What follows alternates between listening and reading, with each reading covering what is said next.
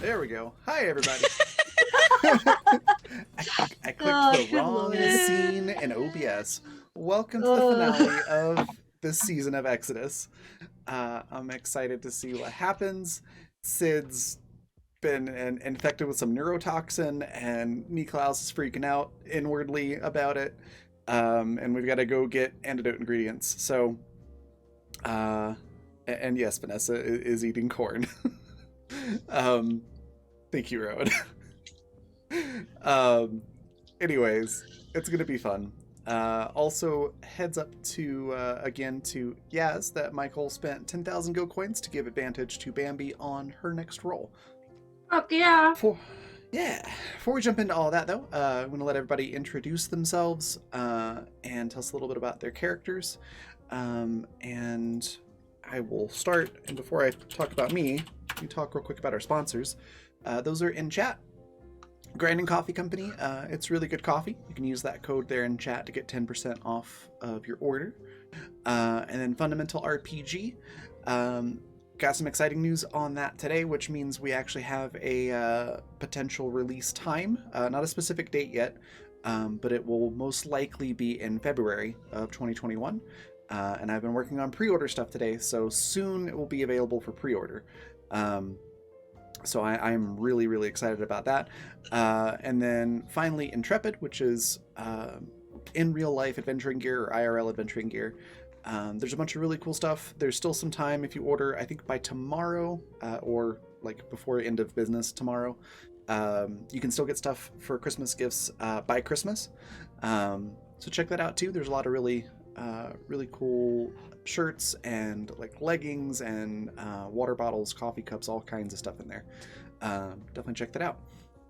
That's it for sponsors. So for me, I'm Raven. I'm the creative director for the Raven Evermore, which involves a whole bunch of stuff, largely tabletop related, tabletop design, jamming, voice acting, art like you see in this overlay. This is my creation as well with the overlay. Whole bunch of stuff. You can find out all about that in my link tree, which is Ravenbot so aptly threw into chat automatically. You can check that out there. And then I play Niklaus Sebastian Adama, who is a bad guy. He's got sort of a Dr. Jekyll and Mr. Hyde kind of feature to the character. We've got Niklaus, who's just a greedy doctor who's kind of conniving and always looking for how to get the upper hand in a situation. And then you've got Klaus, who's kind of Joker-like. He's also a greedy bastard in search for power, but he's a little bit more physical with how he goes for it. Very, very scalpel happy. But it's been really fun to play this character because I've never really played a villain as a player character before, only as a GM. So I've been having a lot of fun with it, and I'm interested to see what he does with the news about Sid. With that, I'll pass it on over to Yasmin. Tell us a little bit about Bambi and yourself. Hey, I am a graphic art. Jesus, I can't talk today. A graphic artist and illustrator. Wow. So I'll probably be stuttering all night long. I have a website which I will post in chat. Jesus Christ. It's gonna be a night. And I play Bambi Darling, Exodus's washed up starlet. And who has slept with all the wrong people, has a vengeance against another singer that stole her spotlight, and is really prone to bouts of violence. And that's Bambi. That's Bambi in a nutshell. Other than the violence, she is the sweetest, just most charming bitch in Exodus you'll ever meet. Yeah, and I'll post my shop link. There we go. Fantastic. Next, we've got Rowan. Tell us a little bit about Pepper and yourself.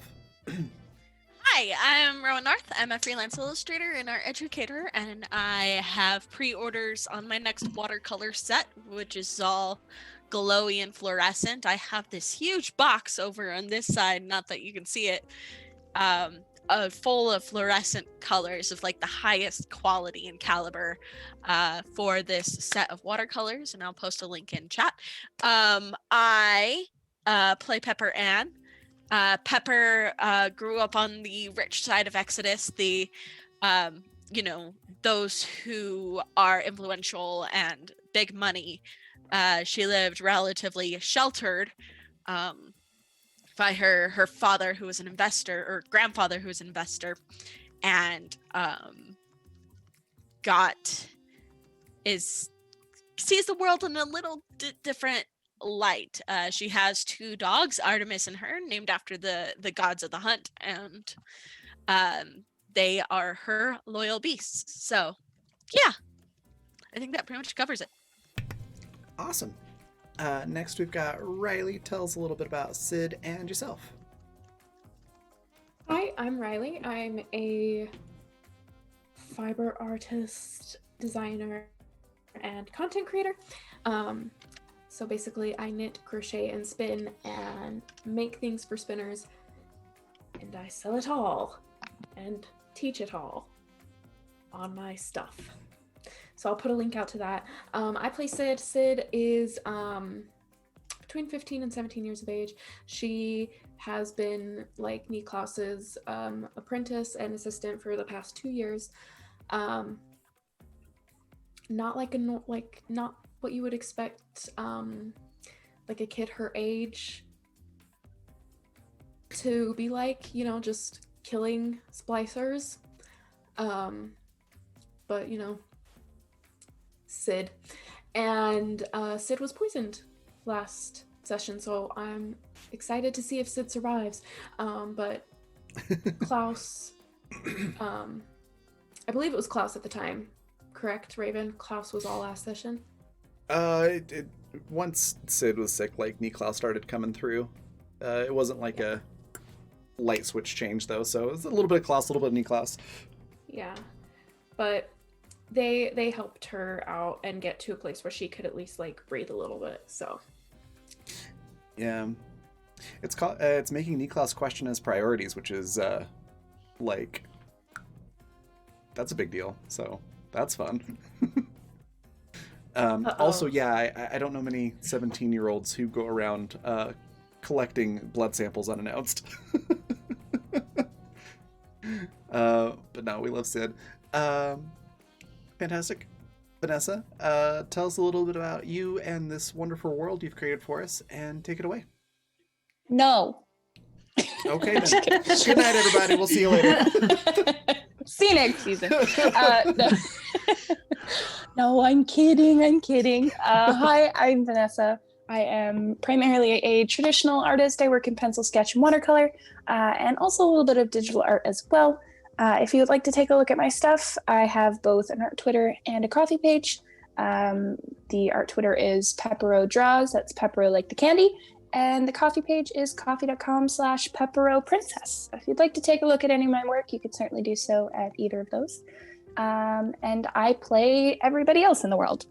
But most importantly, I play Anastasia Petrova, who is, she's a nurse who used to work under the top doctor of Exodus, Dr. Blumenthal. And she was the one to send out the SOS signal that was caught by Sid and Niklaus when they first made their way to Exodus, and she was the first one to kind of meet them at the port and greet them when they came down in the bathysphere. So yeah, last session we finally made it out of Hephaestus Forge after the alarm was set off, and we had to fight a bunch of guys and wrestle our way till the end, where we were able to take one of the emergency kind of backdoor bathyspheres up through and back up towards kind of the center part of the city there, where we came into the Garden of Eden, which is a little section kind of just south of the heart of the city itself, but still considered by the residents to be the heart of the city.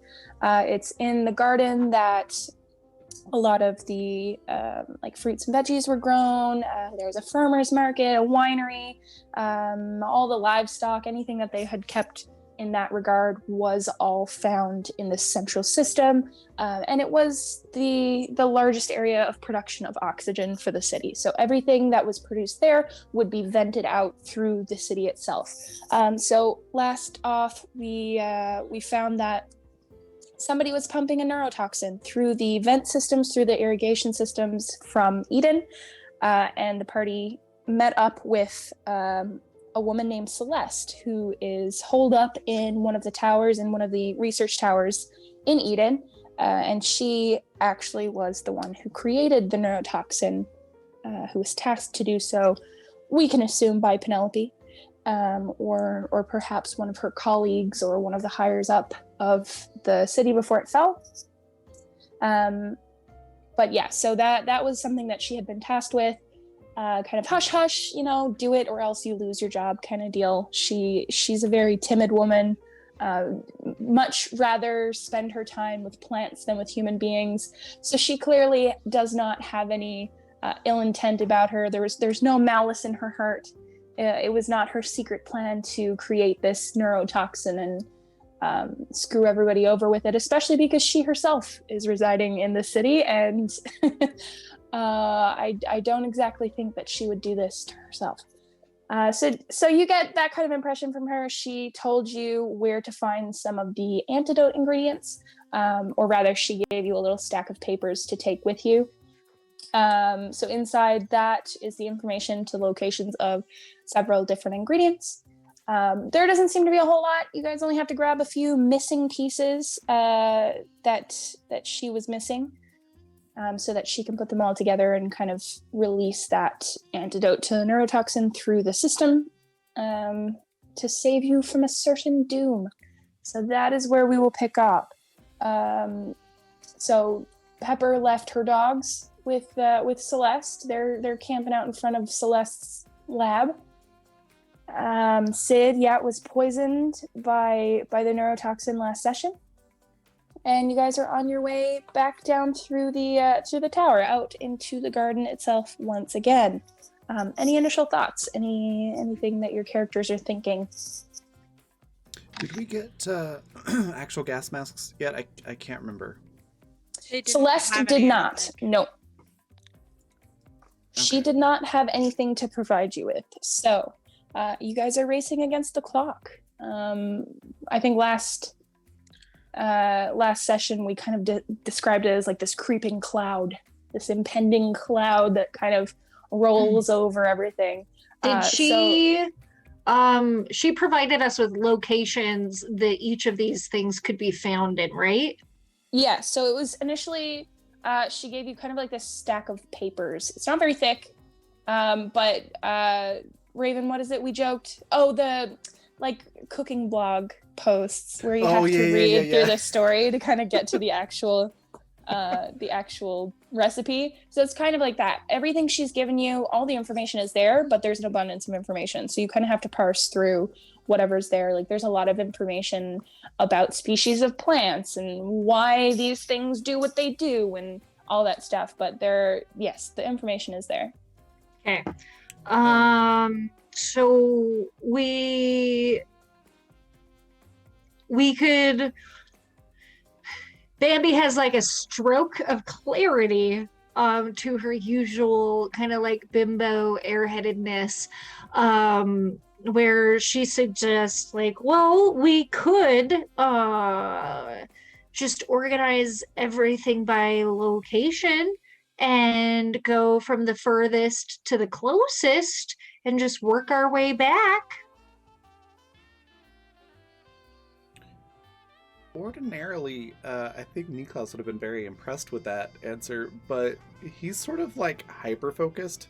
So he has like pulled the sleeves off of his coat and used some water to make like a face mask type deal that's wet, much like one would do if you needed a makeshift face filter thing to go into a smoky room.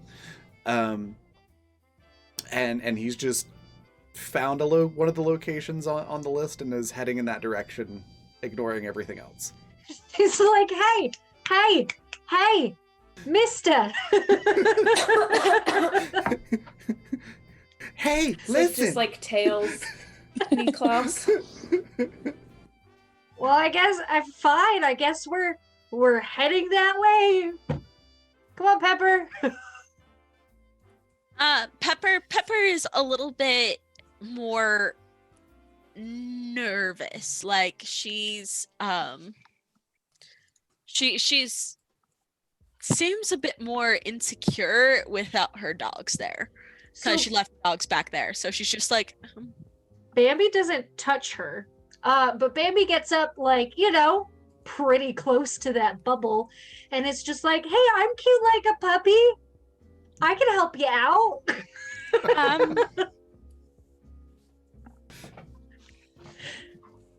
but you're not a puppy. What did you call me earlier? Didn't you call me something? Whatever. I don't remember. Anyways, I'll be your adopted puppy. You can just call me Puppy, but with like an eye. It's adorable.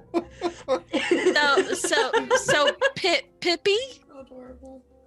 No, like Puppi. If you needed to pee, maybe there was a bathroom back there. Oh God, who's on first? What's on second? I don't know. Who's on third. Baby's like, I don't need the bathroom, but there might be cash in there. Hold on, we gotta save Sid first. Look, they're getting away. Come on, let's go. What is Bambi on this session? Is she like Mental completely illness. dissociating? Mental illness. That's all I have to say about She's just completely dissociated from any type of reality. pretty much.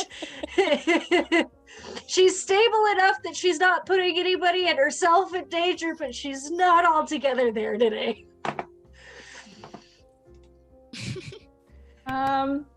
So Niklaus, Yes. upon your initial flip through the pages that Celeste gave to you, in one of them there is a picture of a specific flower, and it does say that the location is in the garden section of the Eden. So it's split into 4 sections, really. So you've got kind of one section for the garden, which is where you are, so all of like the flowers and things like that, and that's further divided into sections. Like, you have a section for more tropical plants and something for plants that grow in milder weather, so kind of like these little biomes within the garden itself, where all of the plants are grouped together in specific grow conditions, so that they're kind of able to keep everything nice and pretty and growing properly the way they're supposed to. So that's the way that layout is. There's also kind of like an orchard with a winery in one of the sections there. Okay.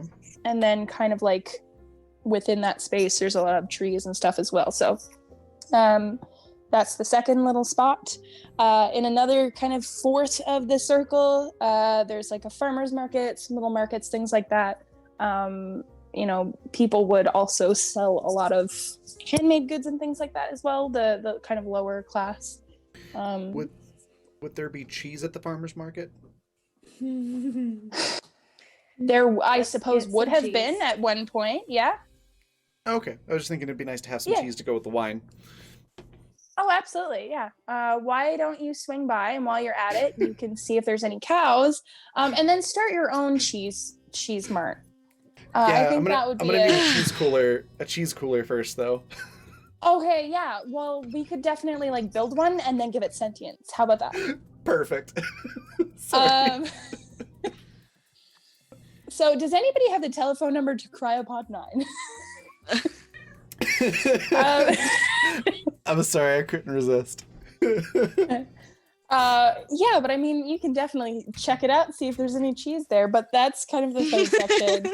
And then the last section is where they would have kept like the livestock and kind of like a farm, farm veggies kind of deal as well. So you have all of your things kind of under this one umbrella of the Garden of Eden, basically all of the living things like that. So you do know that one of the first pieces is in the floral section, the little garden section that you kind of are within right now, closest to. Yeah. Okay. I think Niklaus will go for the flower first. So, what do I need to do to try and hunt this flower down? That's a good question. Let me open my book. 1 second.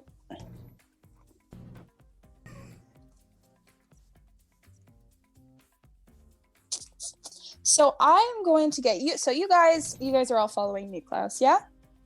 Yeah, there's I mean, what else do? We gotta turn this off, find the cure, whatever.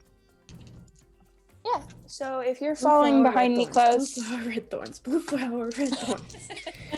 pretty much, yeah. Okay, so Niklaus, you are kind of trailblazing. You are cutting this path for everybody else, and kind of flipping through the information. What you know of what the information says is that this is more of a tropical flower. So the section that you're looking for is what houses the more tropical of plants. And you know that you right now are, so if you imagine a circle cut in fours, the bottom left section is kind of where you are now. This is where the bathysphere lets out. And within that fourth, it's also cut into fourths as well. So you are going kind of towards the top left of that section. I know that's a lot of words. I follow. Yeah, so it's kind of like a diagonal direction towards the tropical flowers.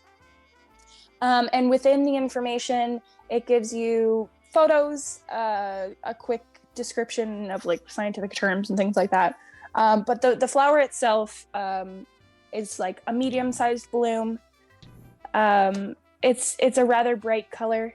I would say, it's got like a purpley kind of pink towards the center, and then fades out into like orange at the tips, and a very, very full bloom, and it's got little pointy petals coming off of it, as well as leaves that kind of match the same shape. I'm gonna get you to roll. I just had something in mind and then I forgot. So It's a very pretty sounding flower. it is, yeah. I imagine it to be kind of like, if you imagine kind of like sunset colors almost, that kind of move outwards, you get to the lighter colors. So, yeah. Well, I guess instead of telling you to roll something, what you guys, in terms of like a map or something, that I would assume the exits know a little bit better where everything is. But Celeste probably included like a little map or something there. So are you just going straight to that section? You want to make it straight up to the top left corner? Yeah. Niklaus is pretty much making a beeline, trying to get these ingredients as quickly as possible. Wasn't it that we ripped up pieces of our clothing and are kind of covering our faces? Yes. Wear a damn mask. No, I'm kidding. Yeah, so I mean, we aren't going about this completely unsafely. No, you guys are doing what you have with what you have. Kind of deal, right? Yeah. Right. So there are no obstacles in your way at the moment. I'm not going to get you to roll anything. You guys head off towards this section. There are no obstacles in our way. Yeah. Is this a musical? Should we start dancing? Every day Yes, is a go musical ahead. for Bambi. I I mean, you're not wrong. This is I mean, season insert finale. dance It's and musical now. number right here. Season finale. Gonna die if we don't get these meds. So from here Indeed. on out, all of you have to sing, and if not, I will kill your characters in the order of which you do not sing. Can we really? But you I can't never sing any really want to. you can't sing any copyrighted material because terms of service. Ugh. Yes, so just sing what you're saying is all I ask. So Bambi Um, knows the gardens well-ish or well enough. But she is several paces behind Klaus and Sydney. As she's kind of bringing up the rear. So I assume Klaus is following the map, right? I would assume so, yeah, because that's going to Okay. be the fastest way to get there. So, Bambi will just keep an eye out for their surroundings as they're walking, while she is, in fact, humming to herself "End of the World" by Herman's Hermits. Always can count on Bambi to keep the mood, hey? Of course. Okay, so as you guys kind of follow the map, there's a set kind of like pathway system through each of the gardens. You have to kind of follow that curve up to the other sections. They don't they kind of stick to their own pathways, and then you can decide which direction you want to go. But the fastest way is to go up, kind of sticking to the outskirt, and then going up towards the tropical section. So that's what you do. With the map that Celeste provides to you, you are able to do so. You don't see anybody else as you're passing kind of through this middle section. It seems very, very quiet. And whether it's too quiet, that's for you to decide. But it is quiet. Your best guess is, excuse me, sorry. Your best guess is that probably once this toxin started to get spread out a little bit more, whatever was waiting kind of in the outskirts moved. Because they also, despite, all the deformed kind of husks of people that they are, they are still people. So this toxin will still affect them. So they probably decided to move quickly. So you make it through, no problem. When you get up into this little tropical section, you see that even passing through the section previous, all of these flowers seem incredibly well tended to. There's nothing out of place. They're not wilted or damaged in any way. Everything seems to be growing beautifully. You can tell that someone is definitely taking care of them.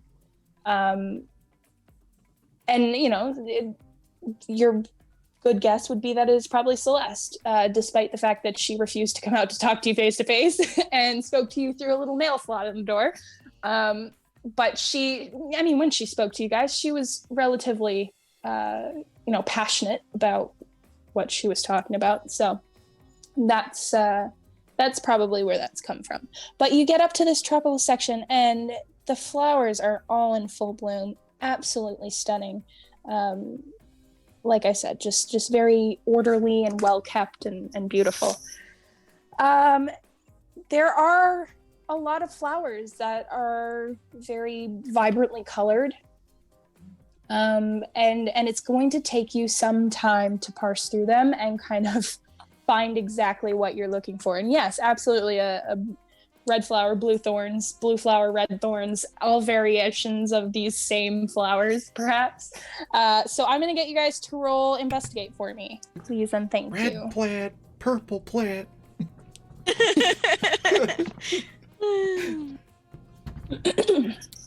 Investigation. Let me make sure. Yes, Fuck ma'am. me. God damn it. Disregard that. 11 from Sid. 17. I don't. Okay. What's the roll? Like Motherfucker. 18 plus what? It's a 5 plus an 8, which is like, what, 12?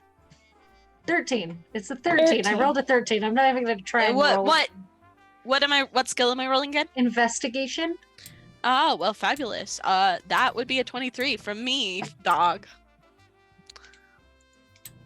It's puppy, Rowan. Puppy. No! No.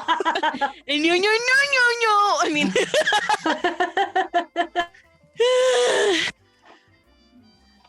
All right. So 23 for Pepper. Sorry, Bambi. What was yours? I got a 13. 13 for Bambi. Sid. 11. 11. And sorry, Niklaus. You said 17. 17. 17. All right. So apparently Anastasia has not spent a whole lot of time in these gardens. So we'll disregard her for a moment. Oh wait, Bambi, you got advantage, so you can reroll yours. Ooh. Oh, There you know you what? go. I've remembered that like the entire game right up until the moment I rolled. So, Right.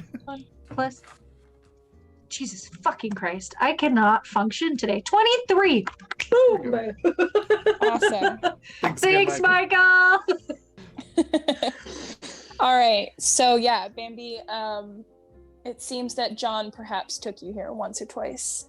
And you know the layout of the land a little bit better. Maybe she like even has like a particular affinity for this specific flower because it just brings out I think her eyes are blue. No, she has yellow, like golden eyes with blue eyeshadow, and it's a perfect combination. I went There you go. cross-eyed. Sorry. Are you good, friend?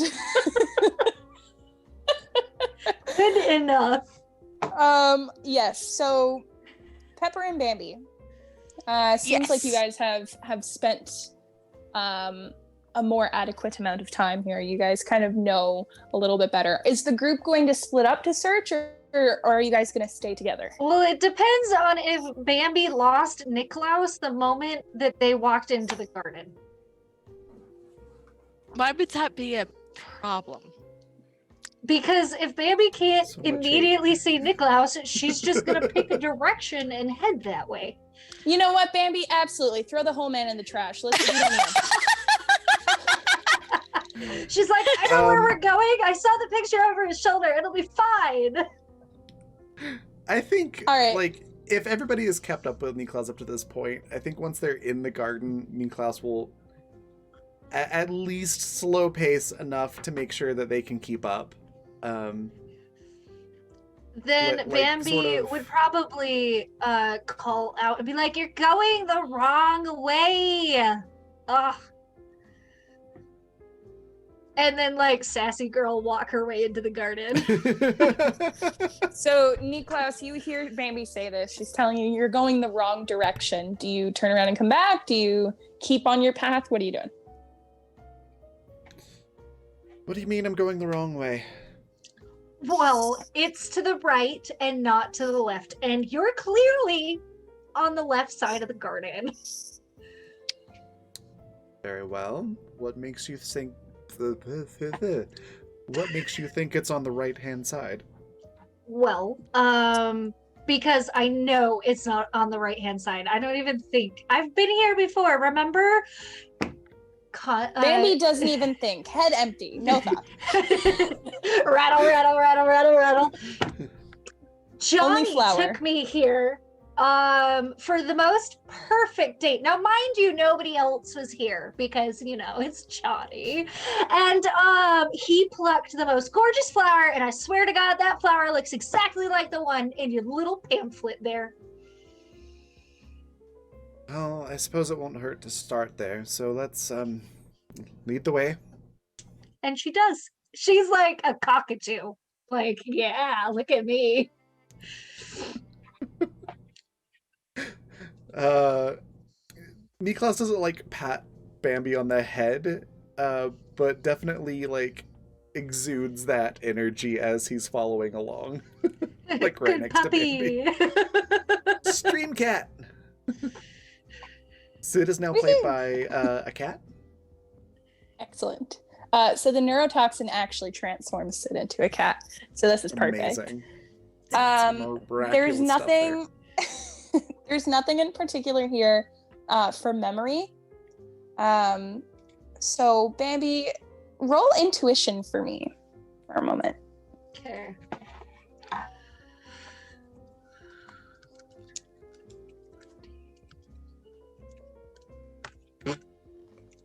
That's a 21. 21. All right. So, as you are speaking to Niklaus about Johnny taking you for a date here, and nobody being around, you remember that day specifically, and when he brought you to this garden, and you remember, sitting with a blanket and a marvelous spread laid out for you both. Far too much food and drink for just two people to consume in one evening. And you remember vividly him picking this specific flower for you and handing it to you. And you don't really entirely remember everything from that conversation, but you do remember John saying something about this specific type of flower and some sort of healing property that it possesses. He didn't really get into a whole lot of details because he laughed and said, I'm no botanist. I don't know anything about flowers, or I never studied biology or anything like this. In one of those. In one of those really kind of sleazy, humble ways. It's like a humble almost, but he's not bragging about anything, but kind of that energy where he's like, oh, I don't know, that sort of thing. It's one of, despite all of the things that I can do, this is one of the things that I can't, kind of deal, right? Yeah. So very humbly, don't mind me. I'm just telling you what I know, but unfortunately it's not much. Well, it's definitely more than Bambi. The sound of wind whistles by. But you do distinctly remember him saying something along those lines about this particular flower. Bambi will keep that memory and thought to herself because it instigates something more along nervousness than actual oh, what a sweet memory. Like the memory was sweet and now in context it doesn't feel as sweet. So she just keeps to herself and keeps trotting along. Awesome.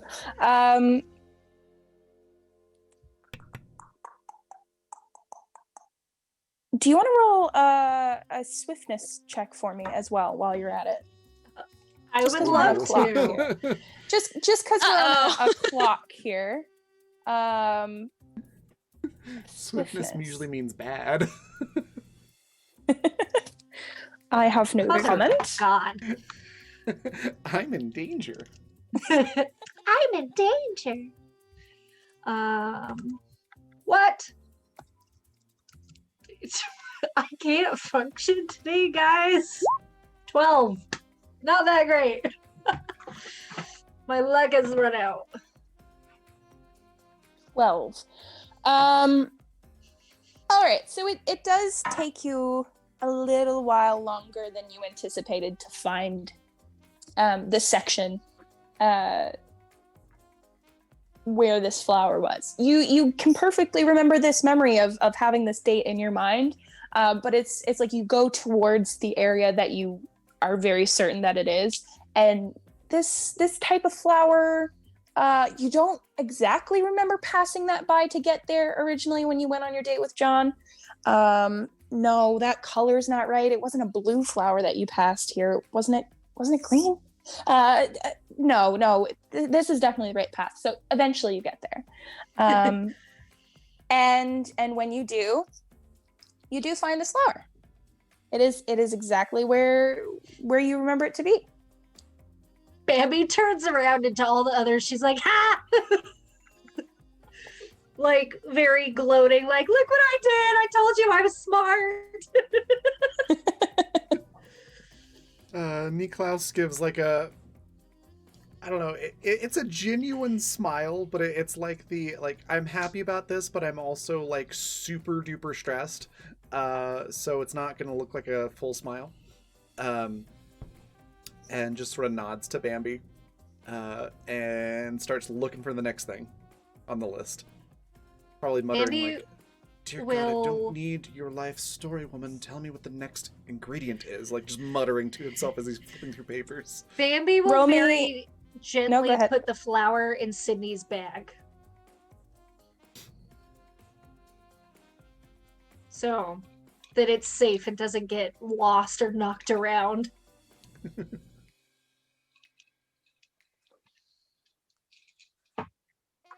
Are there multiples of this flower, by the way?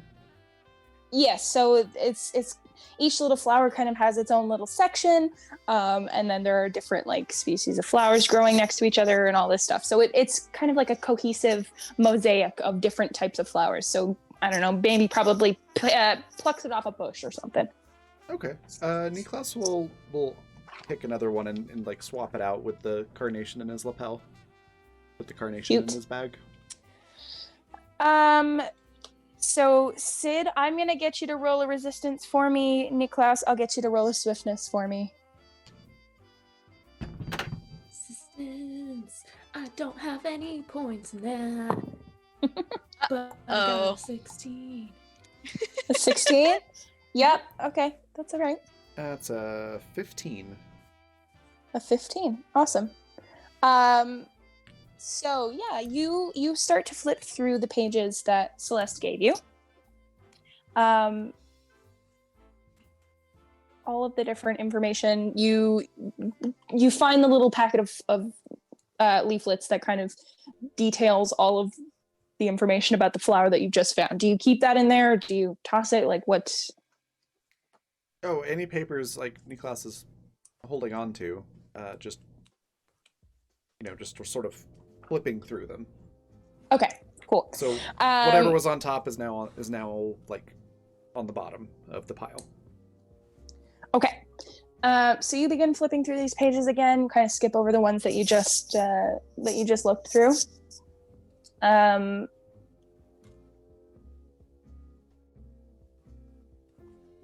Sorry, I was looking at some information in my book. Okay, so you flip through those pages, and it takes you a while to kind of figure out where the next direction is. And especially so because you keep having to flip back to the map to kind of see what sections have been labeled within kind of these quadrants in the garden. So what specifically are you looking for anything else within this quadrant? Are you looking at the next one? What are you going for first? I don't think there's much in the flower area that Niklaus would find of interest. So probably just looking for the next closest ingredient.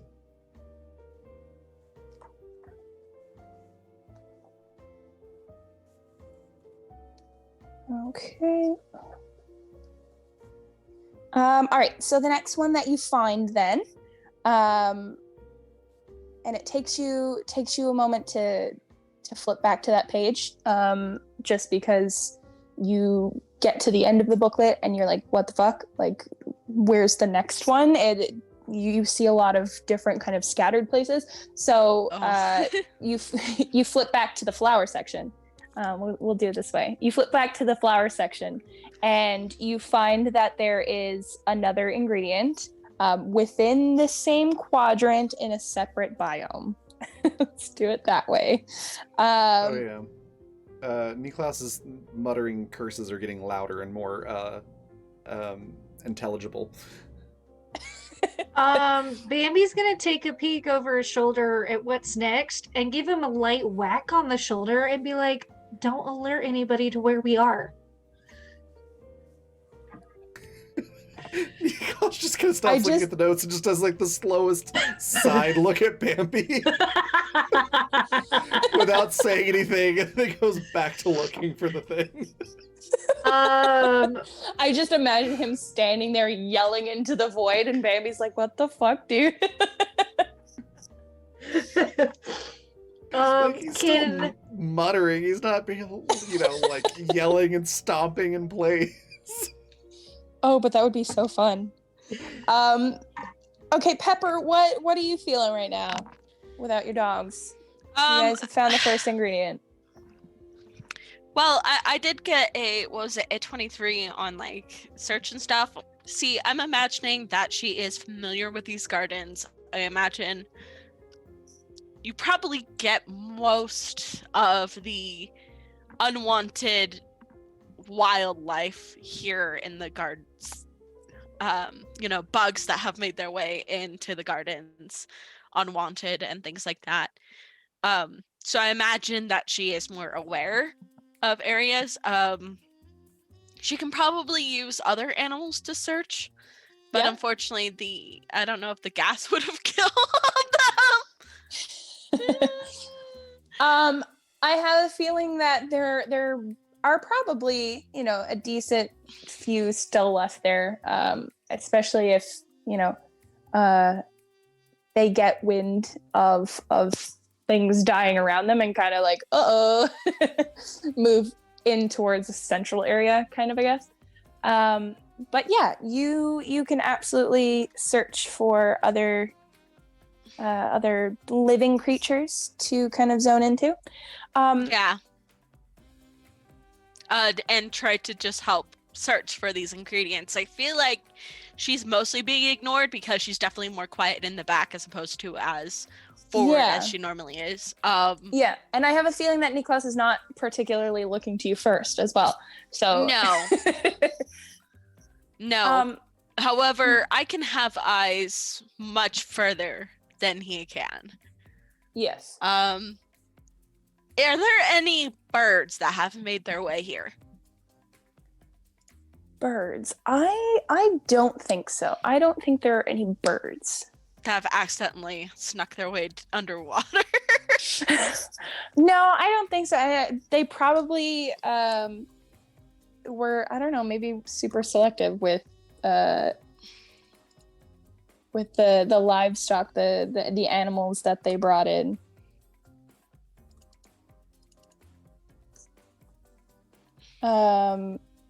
Yeah, probably no aviary.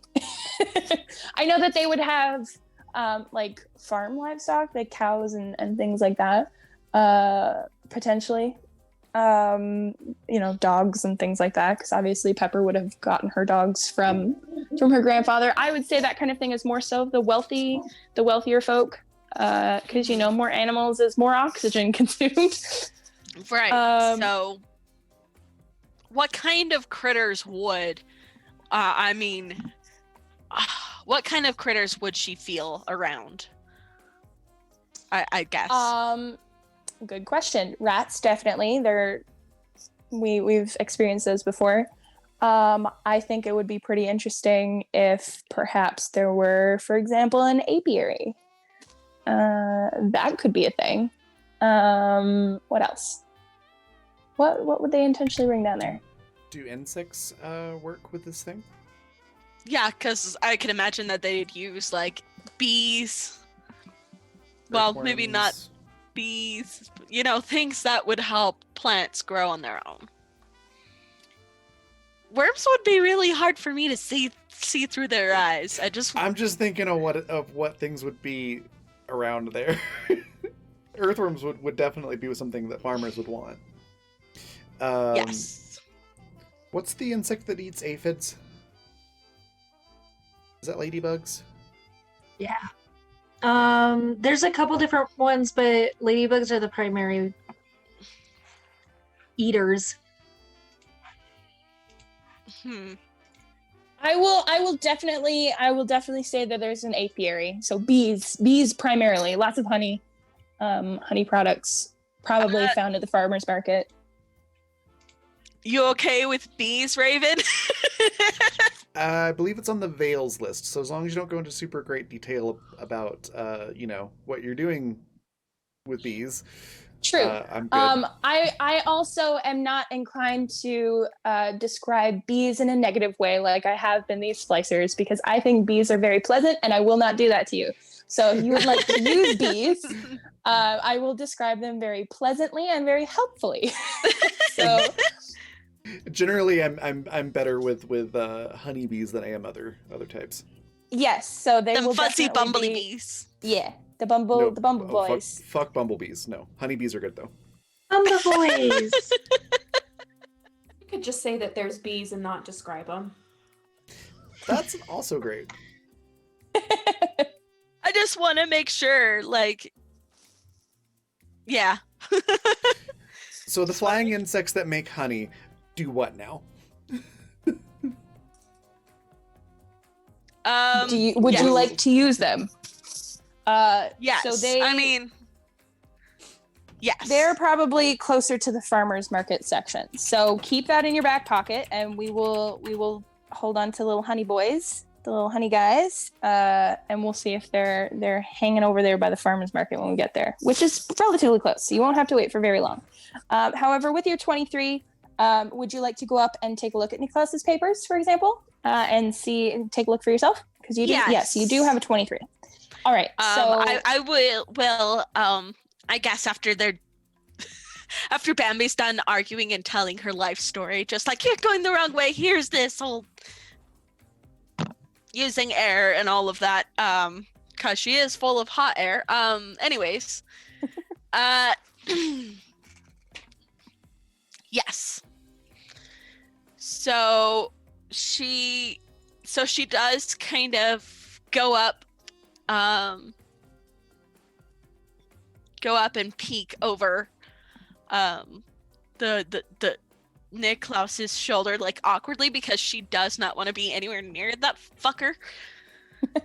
and Niklaus, as you are muttering to yourself and descending into the madness of the mad scientist trope, do you notice Pepper coming up and looking over your shoulder? Probably.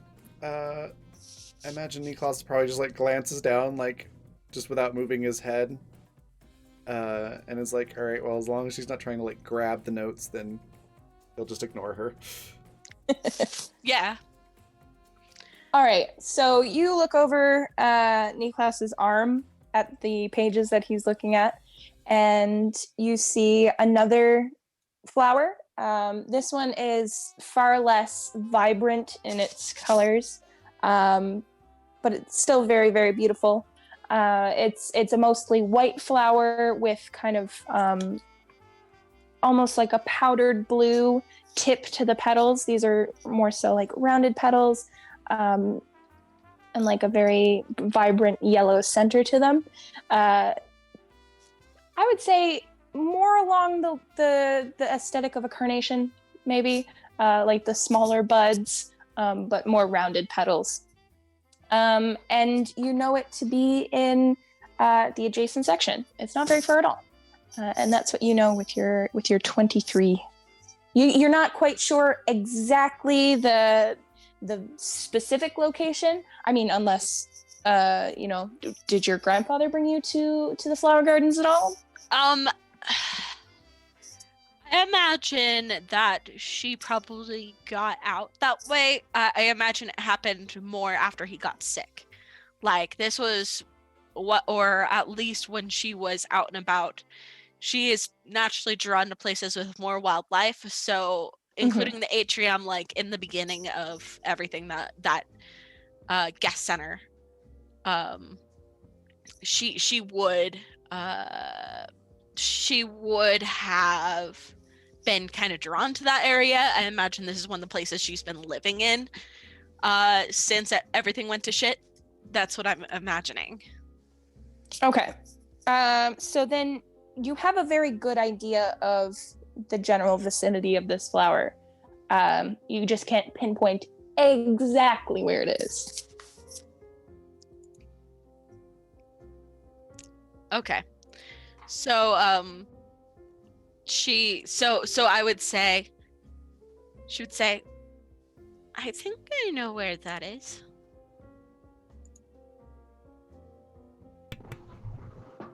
Oh, Yes, I think I know the way.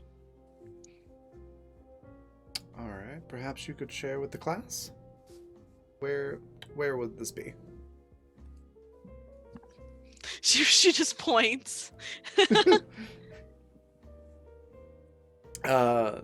D-Class just kind of gives Pepper Ann a glance, which isn't mean or anything like that, like he normally would be, but isn't like, hey, thanks so much, I really appreciate it. It's just sort of like an acknowledgement, and then walks in that direction. Okay. Yeah, so she just kind of follows after, keeping an eye out for it. So yeah. Yeah. So, Pepper, then, would you like to roll me a swiftness? Absolutely. I would love to be swift. Wow, that's an 18. Plus my 18. swiftness, which is 3. So 21. 21. You guys are doing a lot better than I anticipated with your swift rolls. It's fine. Yay! Good I put a bunch of job. points into that. Yeah, you guys are doing absolutely fantastic. So yeah, you are quick with finding these flowers. You kind of weave in and out of them. Kind of the same concept as Bambi. There are a lot of different colors and shapes of flower that you recognize from this specific area of the gardens.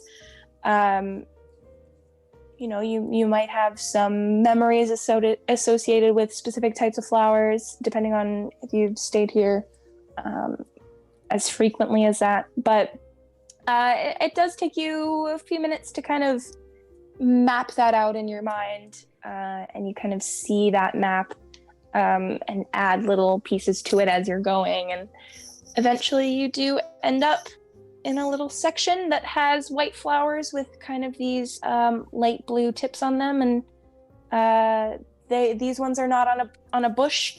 They are growing in like this little flower bed that has little vines and things carved into the base of the wooden flower bed. Okay.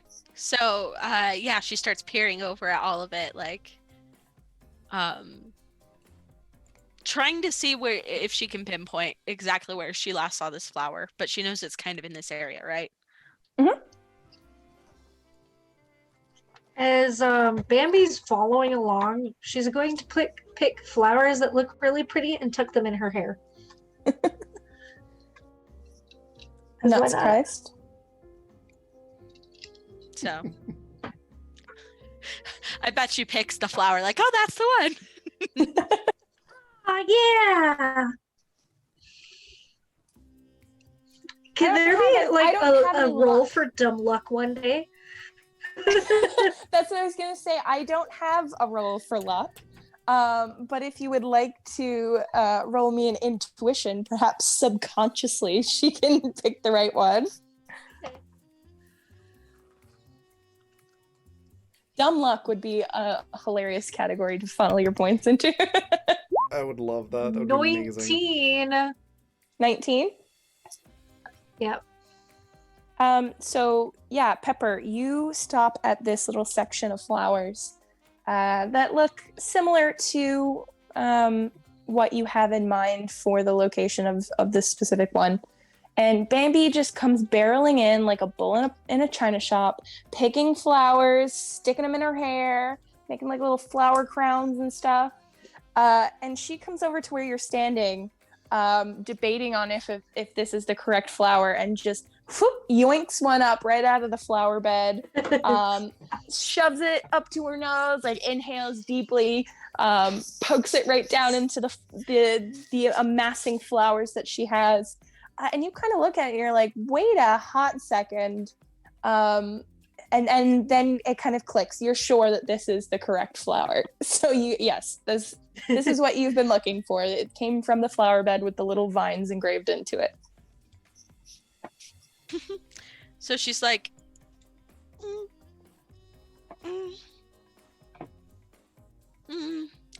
that's it. He found I it. love the certainty that you have in your voice. That's the one. It's in your hair.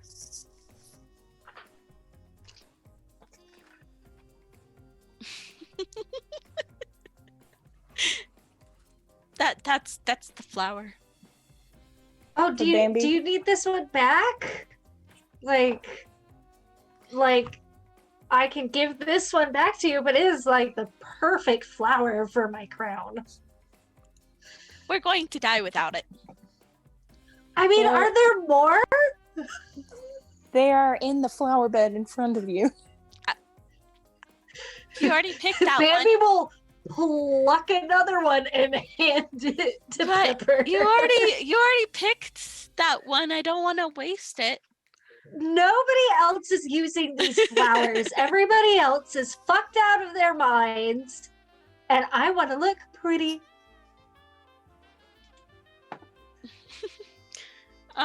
So here, there you go. That's yours. Okay. Ta-da! Well, these are the flowers.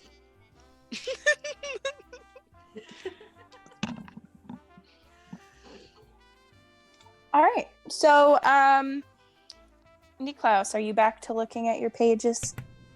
Yep, pretty much. All right. So I'll give you swiftness for me again. Sid another resistance, if you will.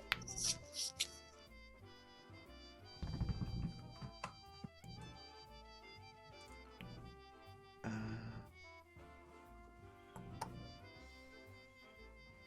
14. so swiftness is 3, so that makes it a 22. Wait, I was ready to give you guys a hard time today, and now you're just rolling well. Well, okay, so We did just get 3 levels, Everyone- which has helped.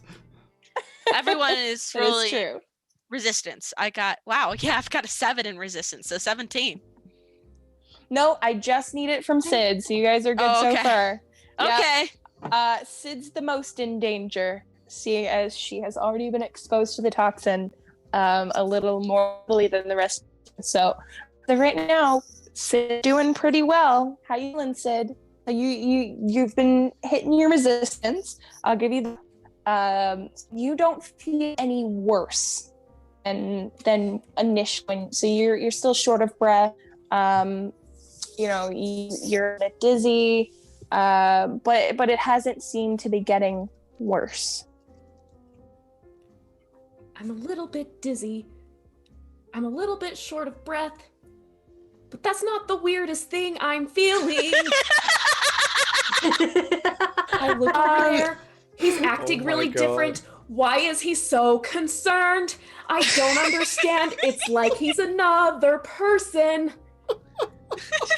So never had a all of you father. guys are dead now, and Sid is the only one who lives. Apparently, this neurotoxin causes you to break out into song. I love it. I love it. I love it. So as you all lay dying, Sid looks to the left and sees an escape hatch to an emergency access bathysphere that will lead her to the surface. Goodbye, everybody else. Sid Well, it wins. was That's all I great. That's got. all, folks. Good night, everybody.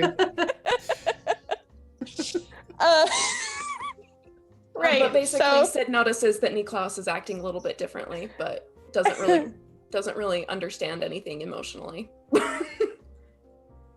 God lover. Perhaps it's some sort of parental issues. Hey, Sid. Is it? Perhaps you weren't held enough as a child. Who knows? Perhaps.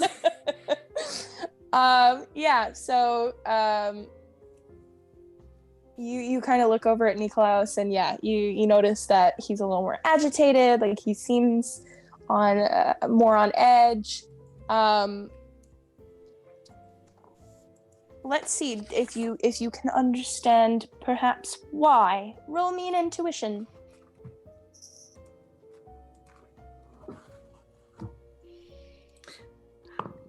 11. As far as you're aware, it's the toxin. Obviously, everybody's in a bit of a panic because obviously nobody wants to die. So that's probably what's causing him to be so on edge and high strung. All right. So, Niklas, what did you roll for your swiftness again? 22. 22. Yeah. So, like previously, you kind of finger through all of these pages. Might take you going back through a couple. You know, you're trying to get through the information as quickly as you can. So you go back, make sure that you didn't miss anything. And then you find the information that leads you up to the next section of the gardens, which is like the orchard and the winery section. So you know that there is a section up there that you need to be heading to. There's a specific type of fruit that is grown in the orchard that is on your list as one of your ingredients. Okay. Yeah. Niklas is going to head there, but also look around for other useful things. Because I feel like this area probably would have more things that we could use. Perhaps something to use as a gas mask, or other useful components, since we don't really have a whole lot of stuff with us. All right. Are you doing that here before you move on, or when you get up until that section? When we get to like the farm and the oops, smacked my microphone. The farm and orchard area. Okay. Are all of you following along? Are you taking a look in Yes. this section, or are you just going on with Niklas?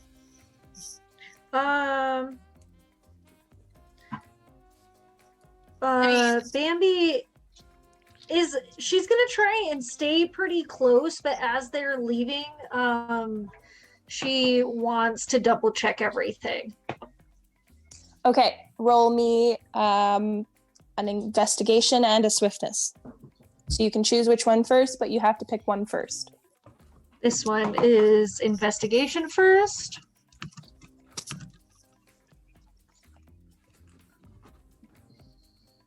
And that is going to be 15. And then swiftness is, let me double check what my, okay.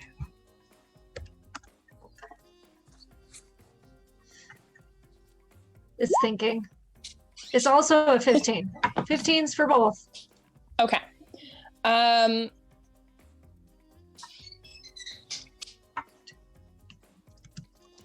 Sorry, just doing some math as we go.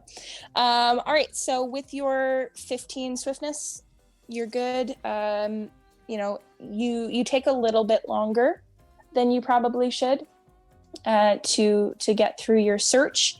It doesn't slow the group down like extremely detrimentally or anything like that. They're not yelling at you to hurry up, not yet at least. But when you search through, you come across there are these little stations set up periodically through the different kind of like quote unquote biomes, the little sections of different zones of flowers. And these little sections are kind of just stations where they've got like extra tools, extra things that would be useful in case anything pops up. So there's like pruning shears and things like that. You ruffle around in those little areas and you do come up with some components. You get 10 components to add to your collection, but not much other than that. There's nothing too fancy there. Just bits and pieces that you think that perhaps you might be able to use. Cool. So then she just hops after in her high heels after everyone else. All right, so you guys continue on your way. You follow the paths up and through the orchard, and these are like little like dirt paths that kind of break off at different intervals into the orchard, into like specific sections of different types of fruit, different types of trees and things like that.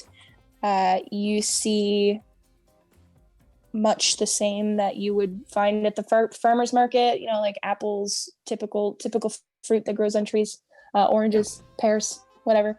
But as you kind of continue into the orchard, you start to see fruits that are not so typical. Something, you know, with more vibrant colors or a weirder shape. They kind of combine different pieces of fruits that you would normally find. So, Is there a kumquat tree?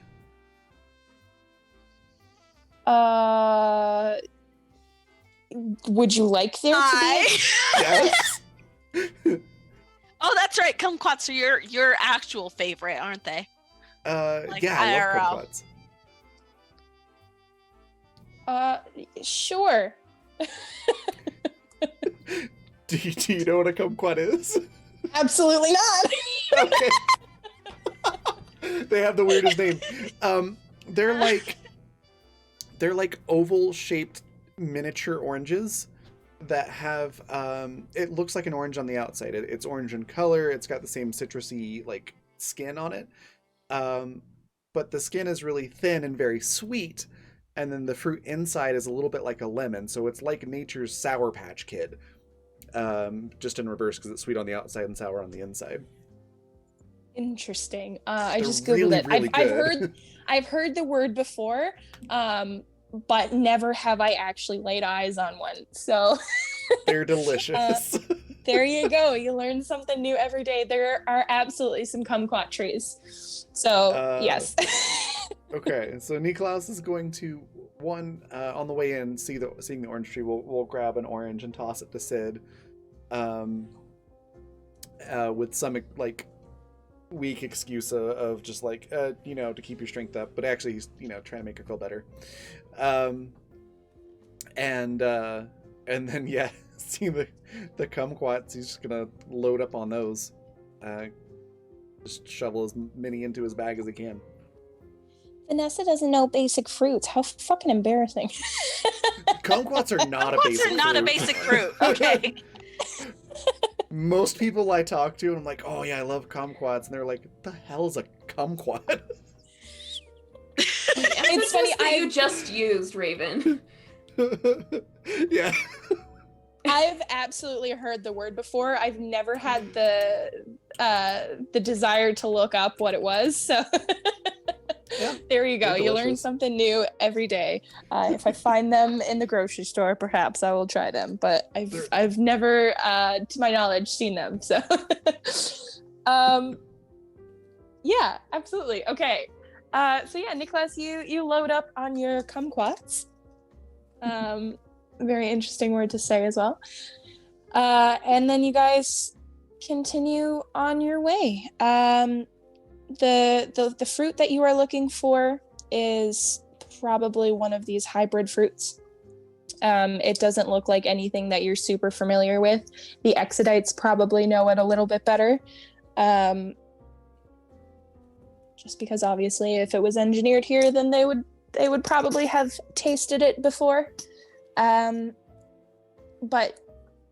the little hybrid section is at the far end of this little quadrant here.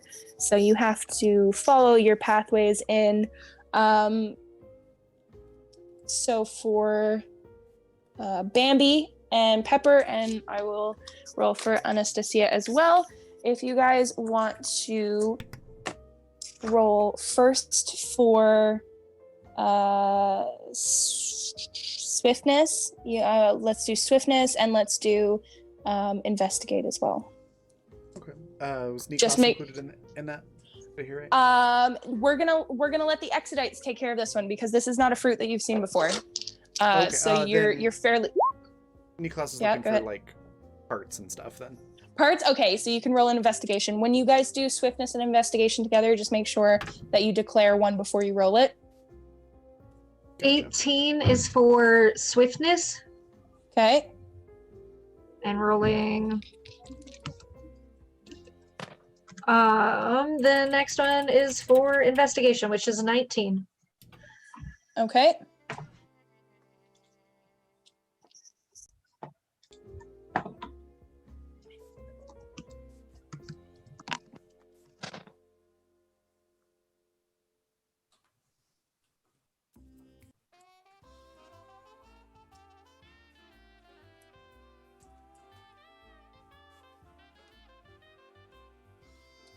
Pepper. Sorry. I'll get an investigation and a swiftness from you. Excellent. just- Okay. Declare which one you're rolling before you roll. Investigation is 21.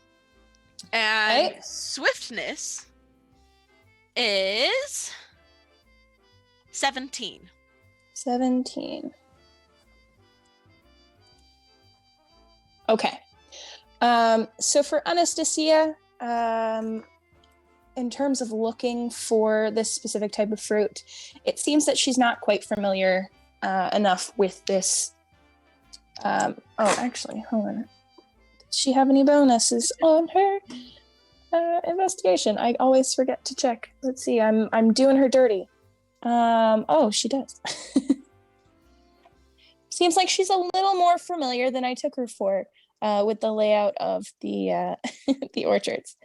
All right, so Bambi and Anastasia, you guys come on over and take a look at the papers that Niklaus has, and you go, okay, yes, I know this fruit. I've had this fruit. It's really tasty. We love this one.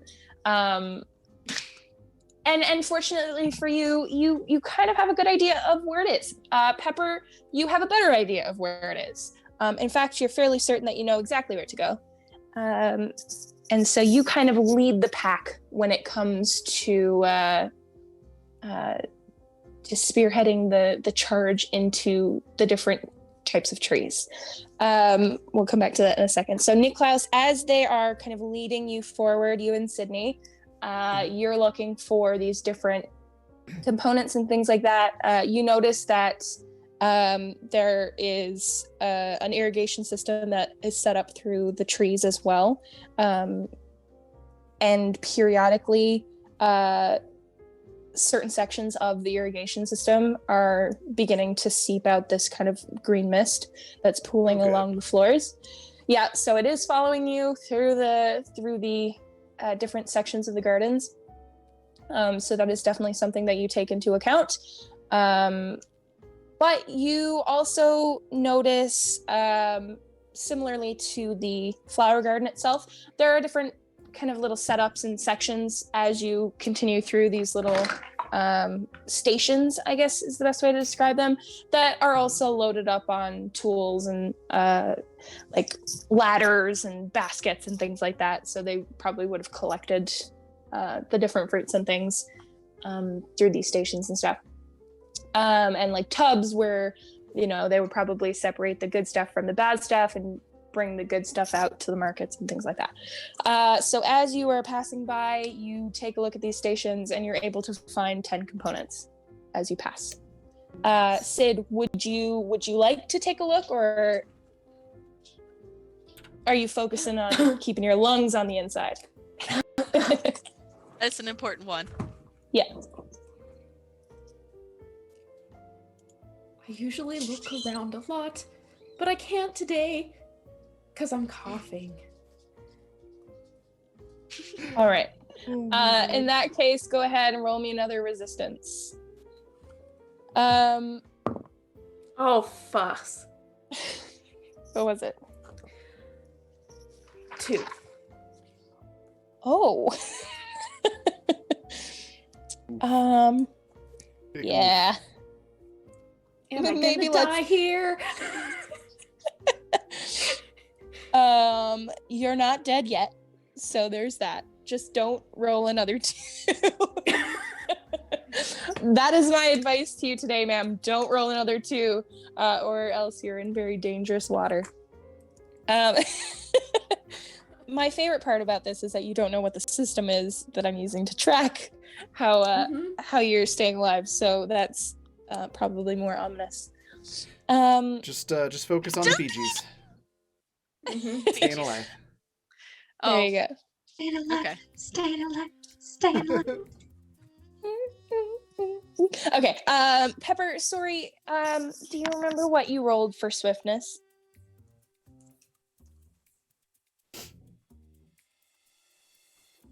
When you were looking for these fruits?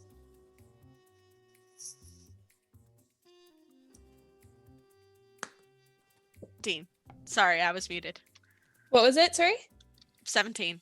17. Okay. Yeah. So we're staying pretty on track here in terms of getting to our locations quickly. So it's a little lower than I would or you would like, perhaps. So it does take you slightly longer to get there than probably is ideal. However, there's nothing to set you in the wrong direction. There's no evil witch with signs pointing you to her house trying to snatch you up and eat you up. So I mean, fortunately, I it's just- hope so. I wasn't worried about this until you said something. Suddenly you are all Hansel and Gretel trying to escape the witch. Oh shit. Yeah, sorry to throw that curveball, but now there's a witch. No. You follow the path, and it does not seem like there is anybody else here. And Anastasia looks around, and she seems to be on the lookout for people. And when she continues not to see anybody, her eyebrows kind of furrow, and she looks distrustful of the situation. But why not just take it as it comes and not jinx it, and play what the cards are. She does not mention anything about it verbally out loud. And yeah, so you make it to the far end of the orchard quadrant into a section of hybrid fruit. And so Nicholas and Sydney, this is probably more interesting for you, seeing as the Exodites are probably already familiar with these different types of fruits. There are lots of trees, but there are also sections of different bushes, trellises with kind of vines growing up around them.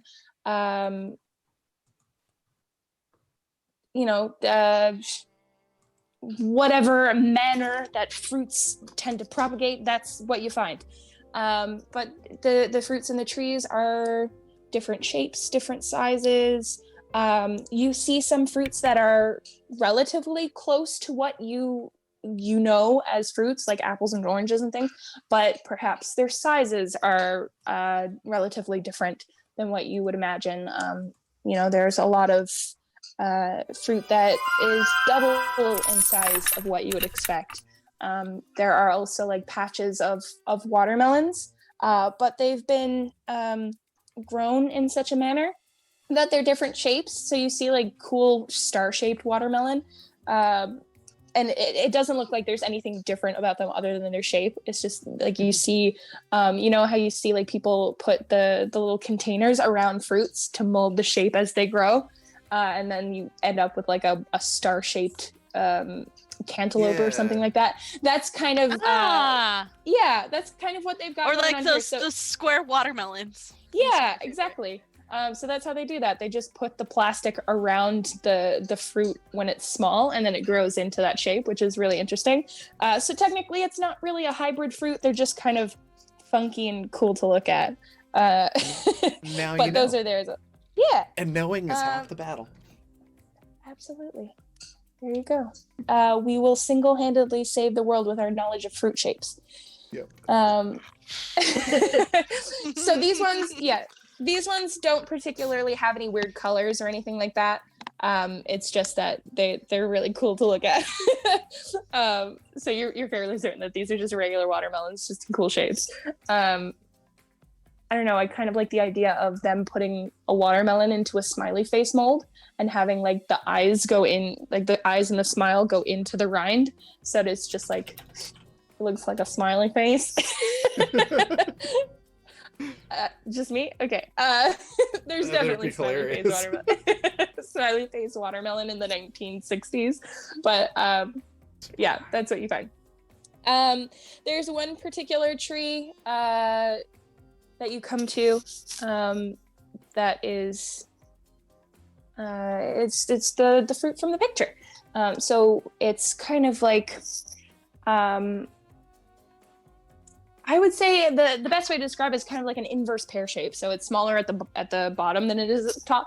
And instead of like a green color, it's It's red and it's got like streaks of like a light orange through it.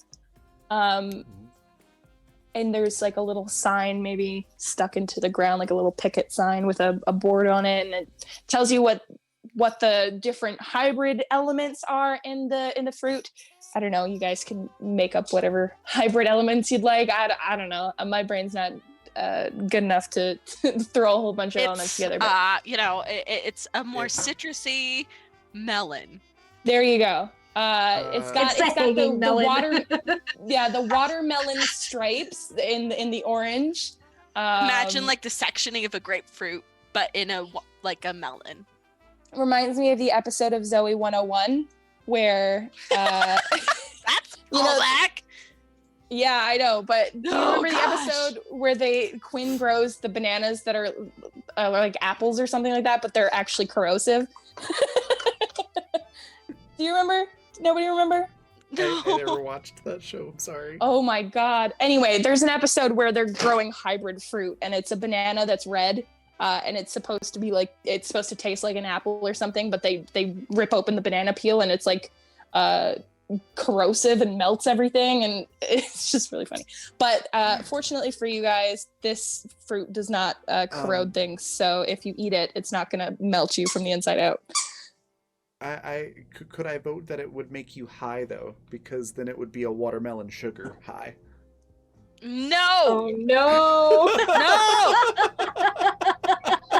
You motherfucker. You know what? For that one, just for that, you all take 10 points of damage. No, I'm kidding.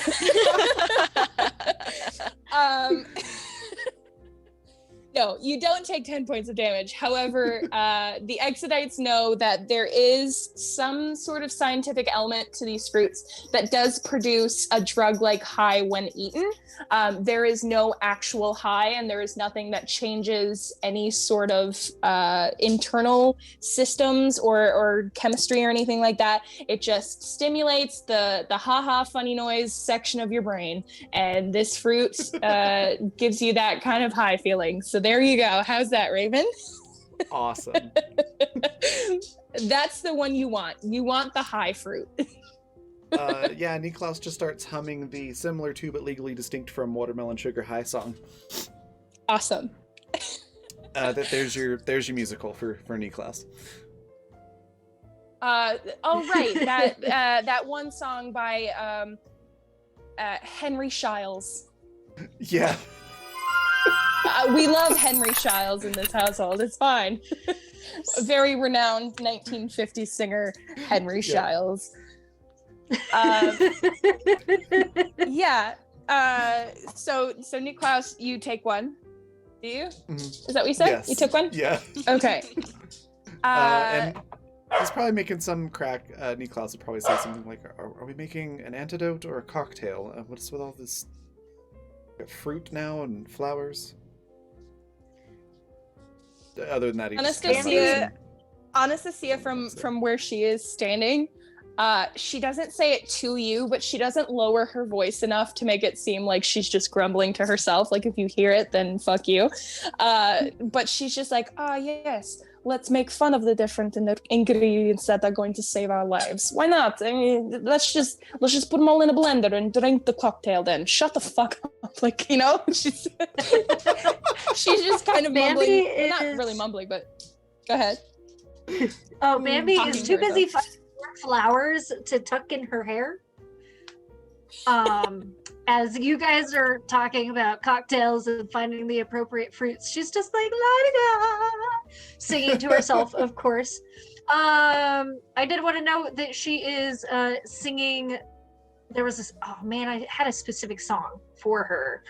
"At Last" by Etta James is what she's singing while you guys are finding your fruit. Oh. Yes.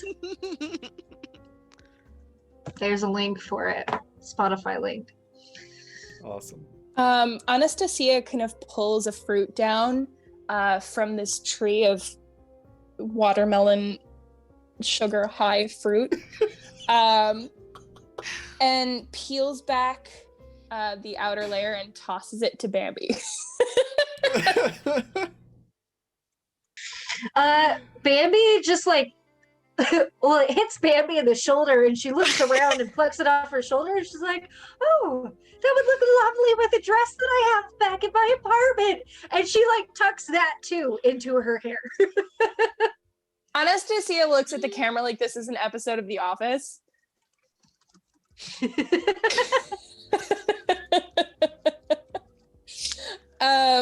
But yeah, no, you guys tuck the fruit safely away with the other two flowers, and prepare yourselves to look through more of the papers to find where your next target is. And I think that would be an appropriate spot to take a quick break for water and leg stretching and all that. Fantastic. Yay! Yeah. So we'll be back in about 10 minutes. So grab a snack, water, stretch your legs, whatever you need to do, and then don't go anywhere because we'll be right back. You're a snack. Thank you. Nick.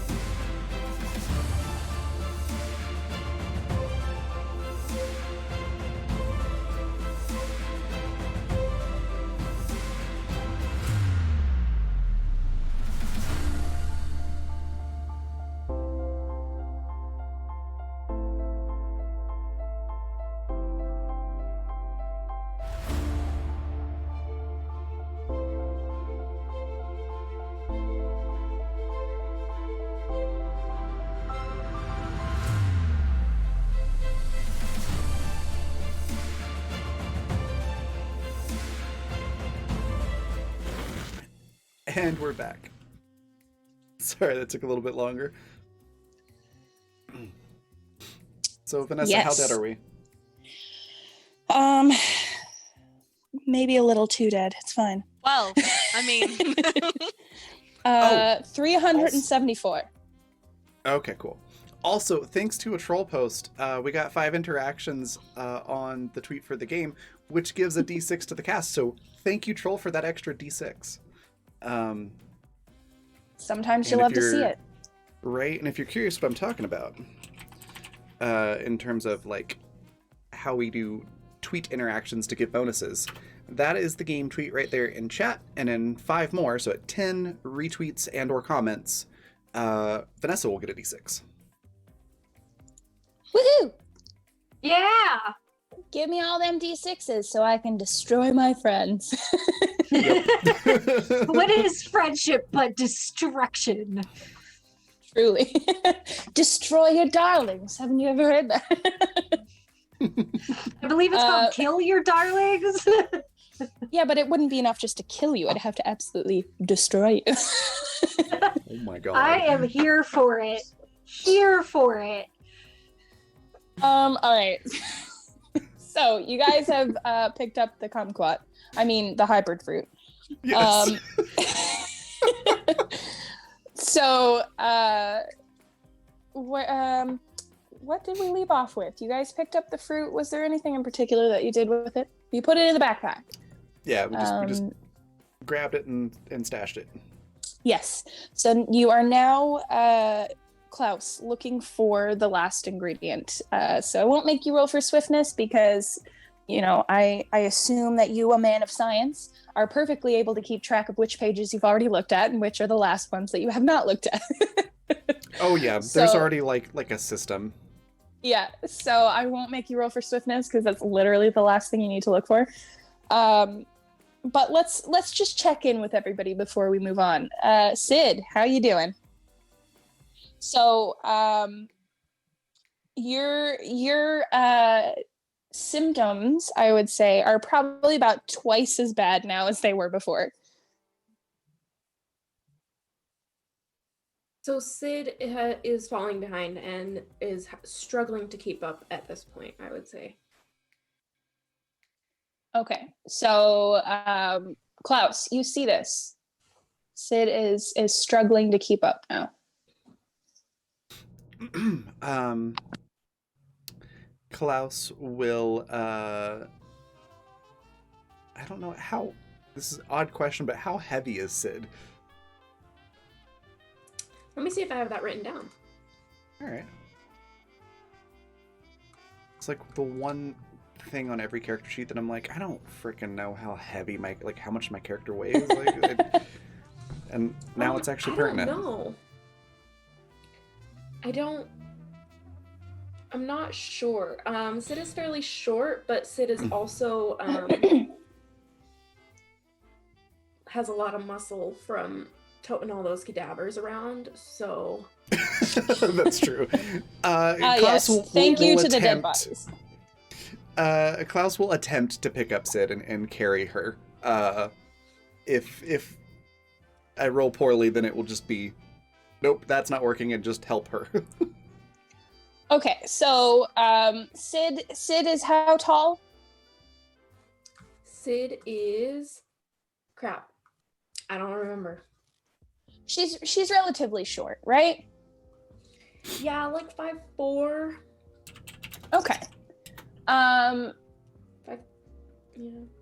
So I think typically like on a scale of like height to weight ratio, I don't know, that should fall around the 110, 115 maybe in peak shape. I would say me more towards 140. Okay. So Niklaus, you can go ahead and roll strength for me. All right.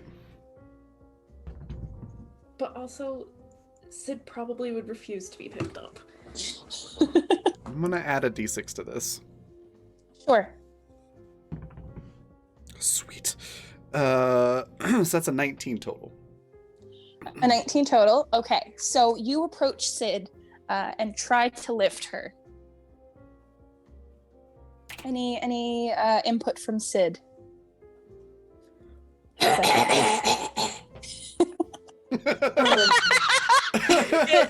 Just input. kind of like a- Good input. Yes, I'm aware. I'm aware you're having difficulty breathing. This is why I'm carrying you. I don't think waving your arms is going to help very much. So just remain calm.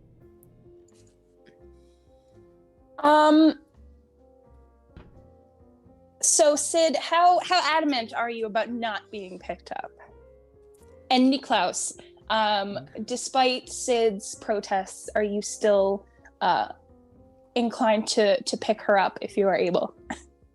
Oh yeah, because I mean, like Sid is essentially Niklaus's child in terms of like his responsibility for her. So he's gonna be like, Dad, stop your whining, and I'm gonna carry you because you are, dying. Yeah, I think Sid, if it was presented as in like I'm doing this because this would be better for the group because you're slowing this down, Sid would reluctantly allow herself to be attempted to be picked up. Oh yeah, I'm sure that was probably a comment at some point. Is the like you're slowing everyone down, but it's a little less harsh than normal. So do you allow yourself to be picked up then? Mm-hmm. Okay. So yes, Niklaus, you successfully are able to carry Sid and be on your way, kind of catch up with the rest of the group, who has slowed to kind of match your pace a little bit better, waiting for you to come on with Sid. And you guys are on your way again. So the next little section over from the On our orchard. way again. Yes, we're Yeah. on our way again. Niklaus, I'm going to give you, or get you to give me a swiftness check to see how fast you are carrying Sid, how much she slows you down. It's a 15 plus 3, so 18. My God, you are just foiling my evil plans with these rolls, you guys. Except for me. And I was like, okay, you guys are rolling too well. I even raised my cap for the specific thing that I was looking for, and you guys are still beating. Yeah. So good job. Congratulations to you guys on this session so far. The dice know it's the finale, so they're Yeah. they're being helpful Like, for once. We're making it to the second season, not today. No death. All right. Yeah. So you are keeping up perfectly fine. Just as well with Sid carrying Sid as you were on your own. You're able to continue on with everybody else. The next little section that you come to when you follow your pathways through the orchard is it's a couple of different things. Primarily, this is where the farmers market is. So maybe not so much Pepper, but Bambi, if you spent some time kind of down here. This is where like the working class, the lower classes as well, would come and buy these things kind of, it's a typical farmer's market. So a lot, even a lot of like the fruits and veggies and stuff that were grown here in the garden section itself would have been sold here. Probably, I would say, in my mind, the best produce, the most high quality stuff was probably used, bought up by like restaurants, provided to the upper class, things like that. So the farmer's market would get kind of like anything that was a little bit bruised, maybe a little tiny bit subpar, if the shape of the star watermelon wasn't starry enough, anything like that. So that's where all of that kind of produce would be sold off at the farmer's market, things like that. Handmade items, arts, anything related to art, all this different thing. Similarly, you have your apiary. This is where the honey would be made. All these like little tiny sections that that kind of fall under those markers would be found in this little section.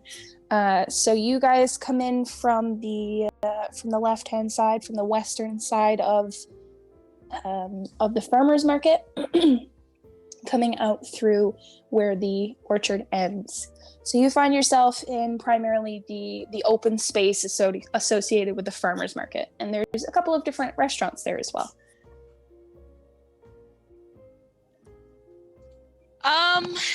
So, what specifically are we looking for this area? Do we even have any idea?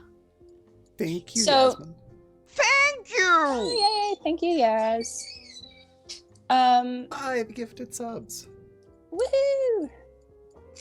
So Cappuccino. real Thank quick, you! sorry to interrupt you, V. So No with worries. that, everyone who just received a gifted subscription, you get 2d6 to hand out however you like to the cast or the DM. Just let me know in chat how you want to split those up, and you can split up any way you Thank want. you! What did you say is included in that? What is it? So everyone that got gifted a subscription gets 2d6 to distribute Thank how they like, you! either to the Oh, well, cast or to the DM. All the D6 for me, you guys. Come on. Oh no. I'm just let me keeping know in mine. So just let me know in chat how you'd like to distribute Thank those, you! and I will get them on the Alright. counter. Give me 1 second. You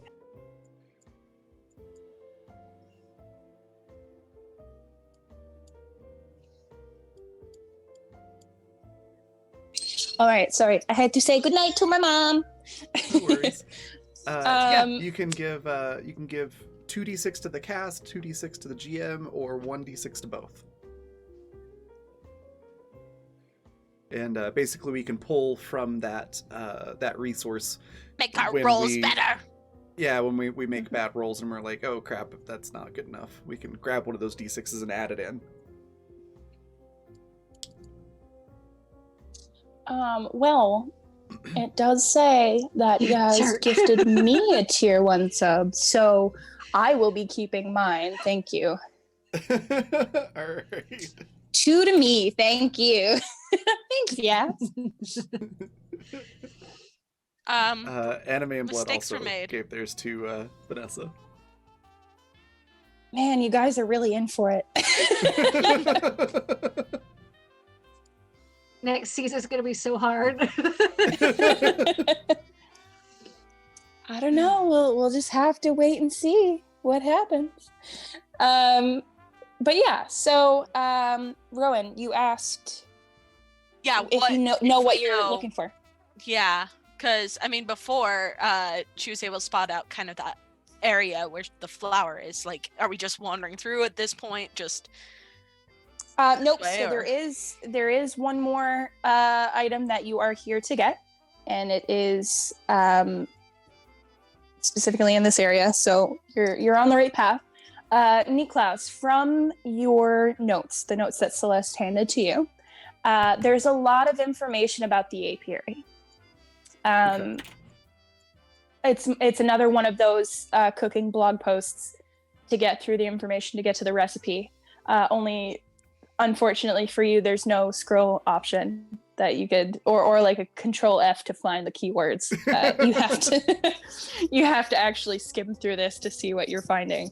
But mostly the information kind of gives you a breakdown of how the bees work, whatever chemicals or processes they use to keep the bees happy. Like, these are domesticated bees. They're all honeybees, things like that. Basically how the system for maintaining the honey hives works. So in this information, you are able to find that. Actually, give me a swiftness roll really quick. All right. I'm gonna make you work for it. I'm just gonna give you the information. It's a 15. It's a 15. Haha, finally. Did I say 15? So Let me add a d6 to that. No, I'm just kidding. It's fine. I'll keep it the way it is. do you want to waste your d6s? You can certainly do so. I'm not going to stop you. That's fine. mean, I don't really want you guys. I don't really want you guys to die this season. Perhaps. Yeah, Klaus. No. No. Okay. So it's so fine. much It hate just. for my sweet little villain boy. I'm sorry. You're What part of sweet. What? sweet? Yeah. He's taking I care called- of Sid. He's a good guy. I call bullshit. But I anyway. can't even say that with a I'm straight the not face. good fit guy. All right. So it takes you a couple minutes longer than you would like. You're starting to get a little frustrated. There's far too much padding in this information. So it's basically to the point where it's like, why would she give you all of this? Just give you the necessary information. There's no need to have a whole life history in each of these pages to be able to find the name of the item that you're here for. But just as you're about to overflow with anger, just before Klaus gets his claws into you, you do find what you're looking for. And that is, you are looking for a special chemical compound that is used primarily to treat the bees and keep them docile. It kind of gives you like a breakdown of the chemical composition of what's in it. You don't need to know any of that. That is not your priority. You just need to know where to get this and how to get the hell out of here. So I'm not gonna lie, this was my least favorite part of the entire game. The bees. I had the hardest time figuring this level out, like when I was Oh, playing it. Oh, and Yeah, in the- Bioshock. the Yeah, bees I died. are something, yeah. Oh yeah, that so was many times. that part was uncomfortable for me. Well, yeah, I- you've got a freaking fear of bees. Uh-huh. Whoa, hey! Thanks for that raid critical misses. Coming in with a party at 15. Yeehaw! Oh. Thank you so much. So bees, right? Ah. Bees, am I right? I know, right? Welcome to the bees. The here- bees bid you hello. Here at the Black Feather Guild, this particular game, Exodus, we are all bees. We are reenacting the Bee movie. Thank you Oh for my- joining us. But bees are on the Veils list for this game, so they're honey bugs. They are Oh, yes. absolutely honeybugs. Yes, honeybugs. That's yes, the Bee movie. Yes, absolutely. Anime in my blood, the Bee movie. That is what we're doing. Raven has a Didn't you know? deep-seated phobia of bees, so Honey bugs. That's right. This is why they're honey bugs. Yeah. They're very lovely and they don't hurt anybody and they're just here to make honey, live their lives, provide for their children, and at the end of the day they go home from a long 9-hour shift at work just to have dinner prepared by their honey wives and to play ball with the Honey kids. You mean they're honeys? Do they? Yes. I was gonna say, do they say "Honey, I'm home" when they get home? Yes. And all of their honey wives are sick of that joke. I have no idea what's going on, but I like it. Thank you. Welcome to Exodus. and that is Exodus in a nutshell. Yeah, pretty much. I'm so sorry. I did not mean to derail this with talk of the honey bugs and their children and wives. Oh no, I'm here for it. I am living for this. I want a honey wife. Honey wife. Okay. Where were we? I genuinely can't remember what we were talking about. We're talking about the chemical with the bees. and Right. There is a particular chemical compound that you guys are looking for, and it is going to be found in the apiary, where the honeybugs reside. We will be gentle with this, as, like we said, it is a veil for Raven. So, whatever shenanigans there could arise, those will be dialed down for you, Raven. Don't worry about it. Thank you. However, yes, you do need this chemical compound that is primarily, first and foremost, used to keep the bees docile. It's something that's consistently pumped through the vent system in the apiary to kind of help them do what they have to do. Okay. Cool. Yeah. So did we find that compound, or are we looking for that compound? You are looking for that compound. Awesome. So you Do we head have towards the a- apiary. Do we have a general idea of where this compound is going to be? Or is it just in the apiary? It is Or, just or in the should we apiary. say where it's gonna be? That was a little bit of a reach.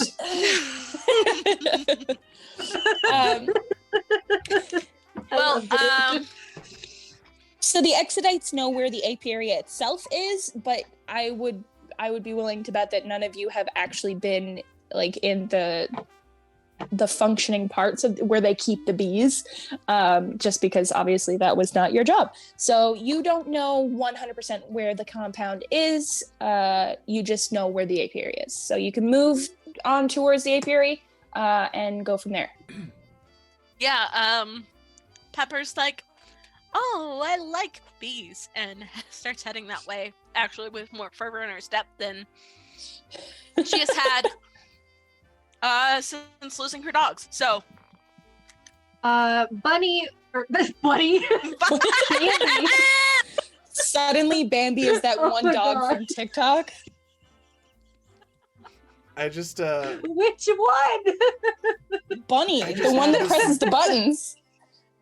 Oh, I just had this Oh. weird mental image of like Thumper and Bambi, like the deer Bambi, doing like a Dragon Ball Z fusion thing. They're like one person.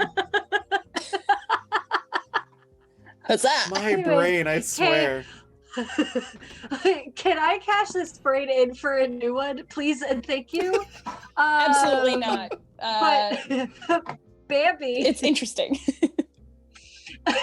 Bambi is gonna follow afterwards, mumbling and babbling about like, oh, I did a burlesque show as a bumble honey one time. Like, you wouldn't believe the turnout. Everybody loves bumble honeys. Oh my god. Anastasia just kind of like mumbles to herself and looks upward. Just keeps going. But yeah, so okay. Anastasia just shrugs. She has no answer for you, Pepper darling. Mm. I'm Pepper Darling now. I'm sorry, I stole your last name. Yeah. Niklaus is too busy, being the heroic, strong, stoic father figure to comment.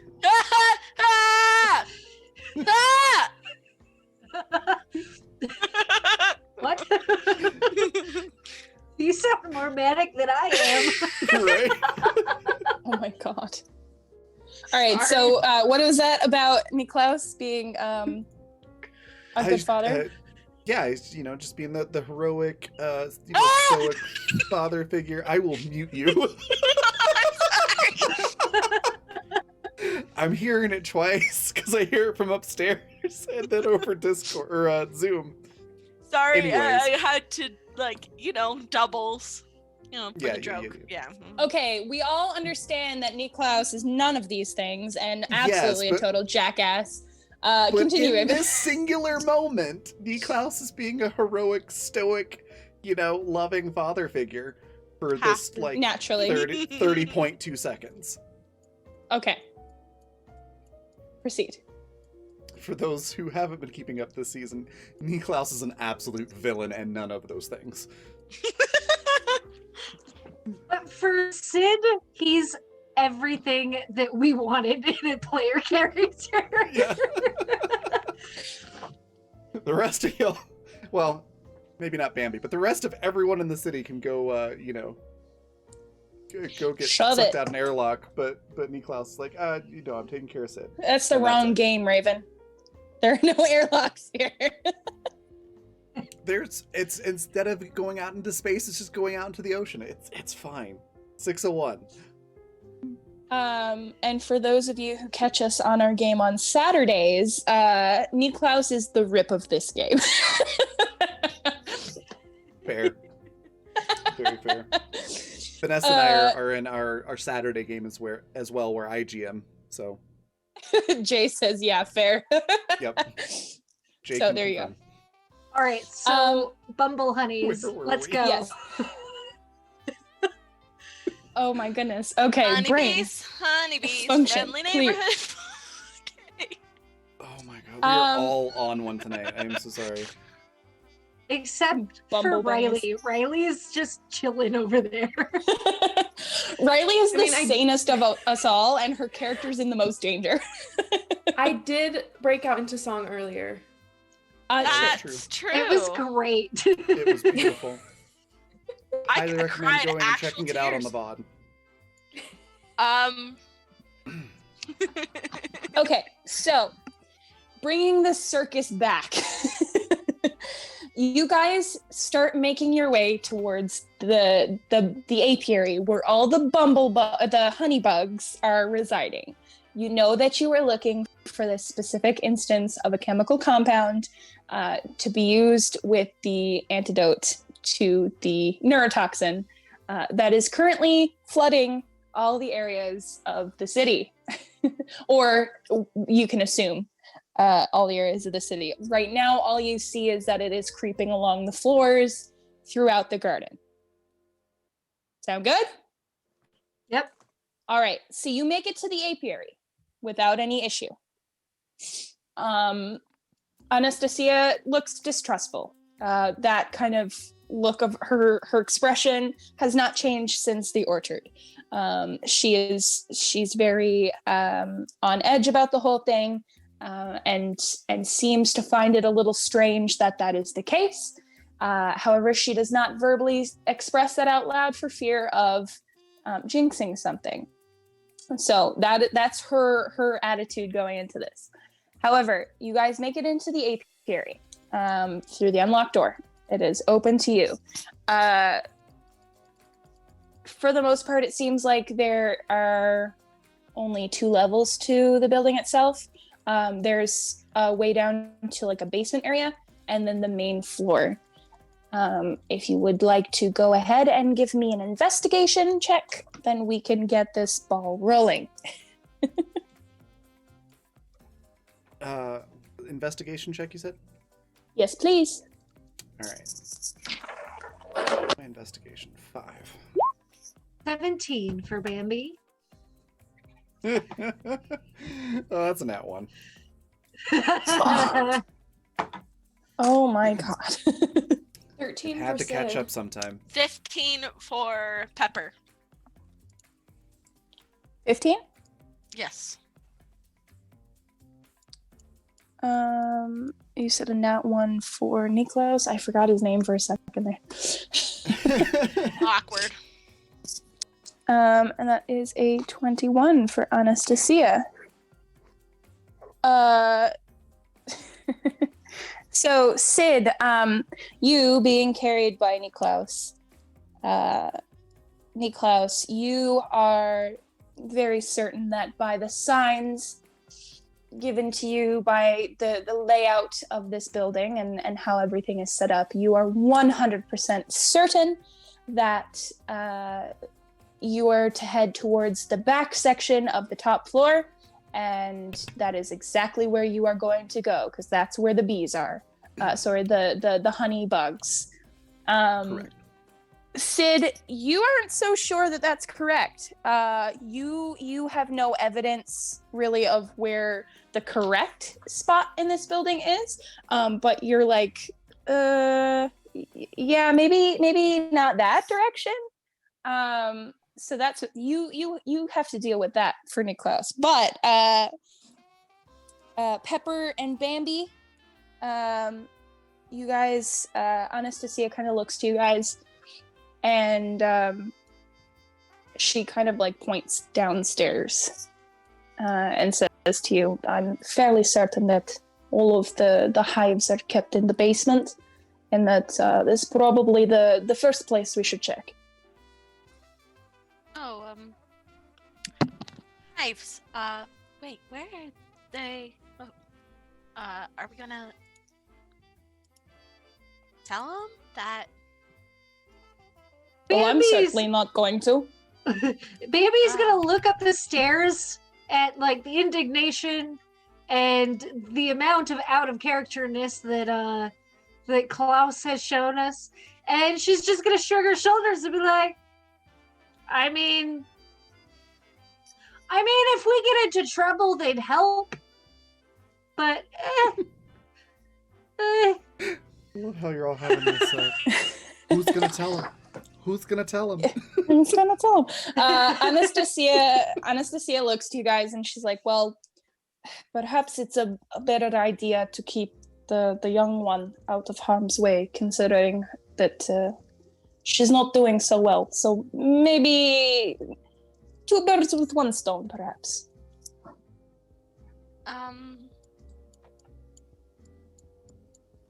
Okay. I love that Pepper has absolutely no options. Listen, she does not like Niklaus, obviously. sorry, Yeah. Klaus. Can't imagine why.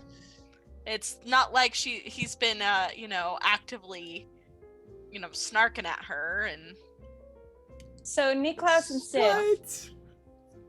how does this scene play out with the two of you? So Niklaus, you are dead set on it being in the back sections of this top floor. Sid, Mhm. you're not sure at all that is correct.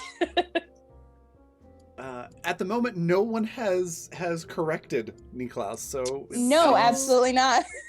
Sid he's is going going up the to stairs. Sid's gonna oh, this is gonna hopefully not end as terribly. You said you're going upstairs Uh-huh. actively at this moment.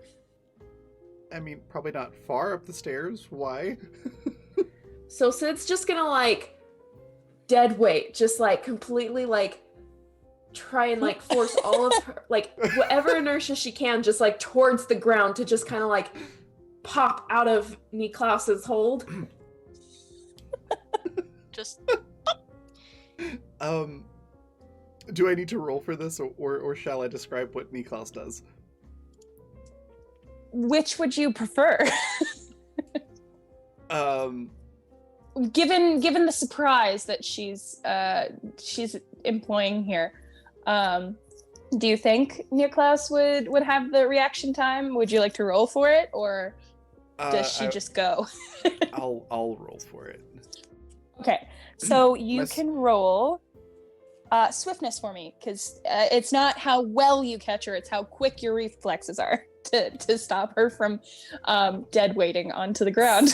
17. 17. And what I'm thinking is that Niklaus is just gonna kind of go with that momentum, and just gently sort of slide down the stairs to the bottom with Sid, Sure. so that hopefully neither of them get injured. With a 17, yes. You do that. All right, cool. Niklaus is gonna look at Sid and be like, "Sydney, are you actually unable to move your muscles, or are you just protesting that I'm still carrying you?"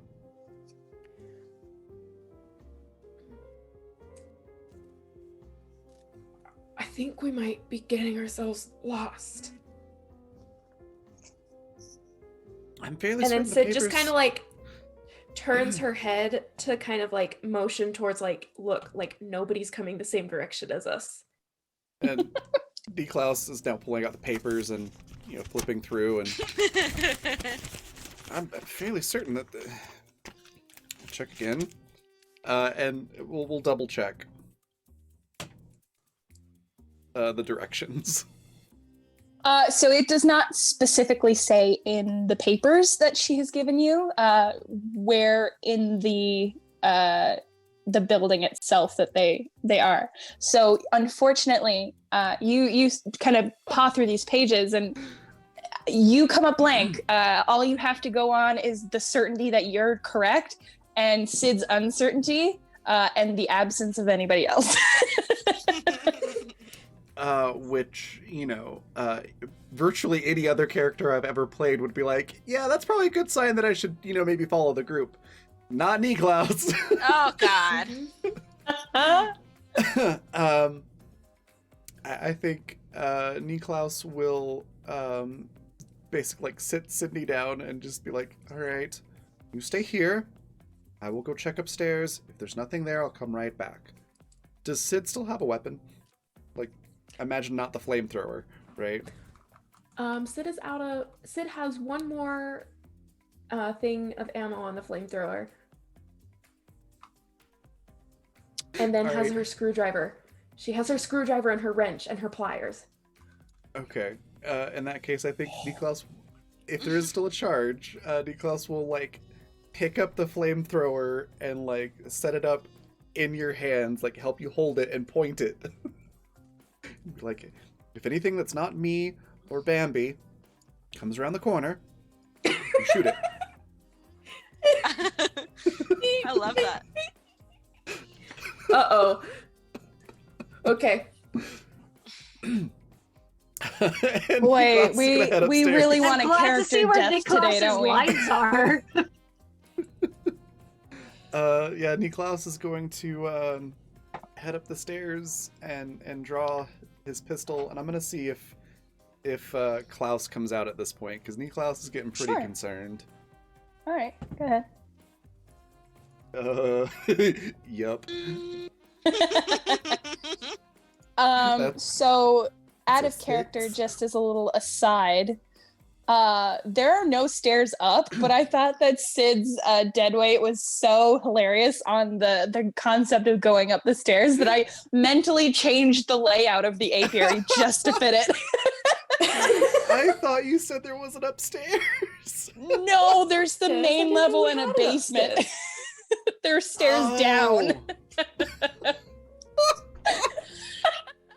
So All right, I'm now, cool with it now there are stairs up to the main level and stairs down to the basement. So I changed the entire layout just because Sydney is fucking hilarious. I love it. All right. So yes. Then Klaus now has a scalpel in one hand and a pistol in the other, and is going upstairs. And as soon as he's relatively out of earshot, is much like a potential victim in a horror movie, except he's not so much a horror movie victim as he is the villain. Just starts looking around, going, "Hello, is anyone here?" All right, so you look around and for some reason unknown to any smart being, start calling out into the empty level of the apiary to see if anybody is going to come murder you. And in response, you hear rattling in the room ahead of you.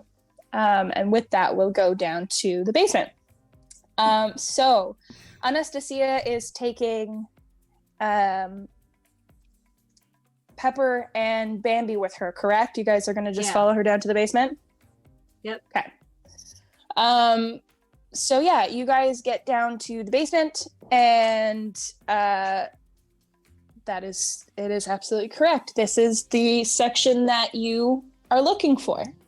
If only Niklaus had the sense to turn around and go back when he saw that literally anybody else, was not there. However, Curses hubris! Turn Niklaus is like, around, asshole. there you go. Niklaus is like, I might be wrong, but I'm not wrong. Yeah, so Exactly. you guys come out into this little basement area. which is sectioned off. So you are in an initially in this small area. There's some machinery here. There's a main desk set up, but the honey bugs are further into the floor, like the deeper end of this floor. Anastasia instinctively takes out her pistol and has it at the ready. Has it all loaded up and ready to go, and begins to approach the door very, very slowly. If you guys would like to roll an awareness for me. Yeah. I just imagine Pepper whispering, it's like, I don't know how well a gun is against bees. Can you say that? Can you say that again? I didn't hear you very well. I don't know how well a gun is against bees. Baby's gonna look at her and be like, I don't know either. To be perfectly honest with you. Anastasia, completely deadpan, showing absolutely no emotion. Doesn't even turn around to look at Pepper, just says in a very low voice, I don't know, Pepper. Perhaps they have tiny guns.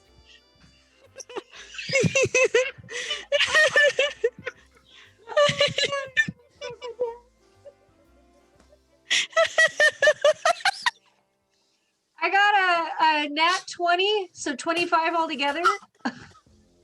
What are we rolling again? Awareness. So question, does the nat 20 I'm mean pretty that the little aware. bugs do have guns? If they do, Bambi will know. Amber's like, oh shit, that one's loaded. All right. Investigation. No, awareness. Awareness. That is a 23 here. Honeybees, or not honeybees, honey bugs with guns. That sounds like a You guys were getting Something. through this too easy. I needed to bump up the difficulty level. Now you have tiny bees with guns.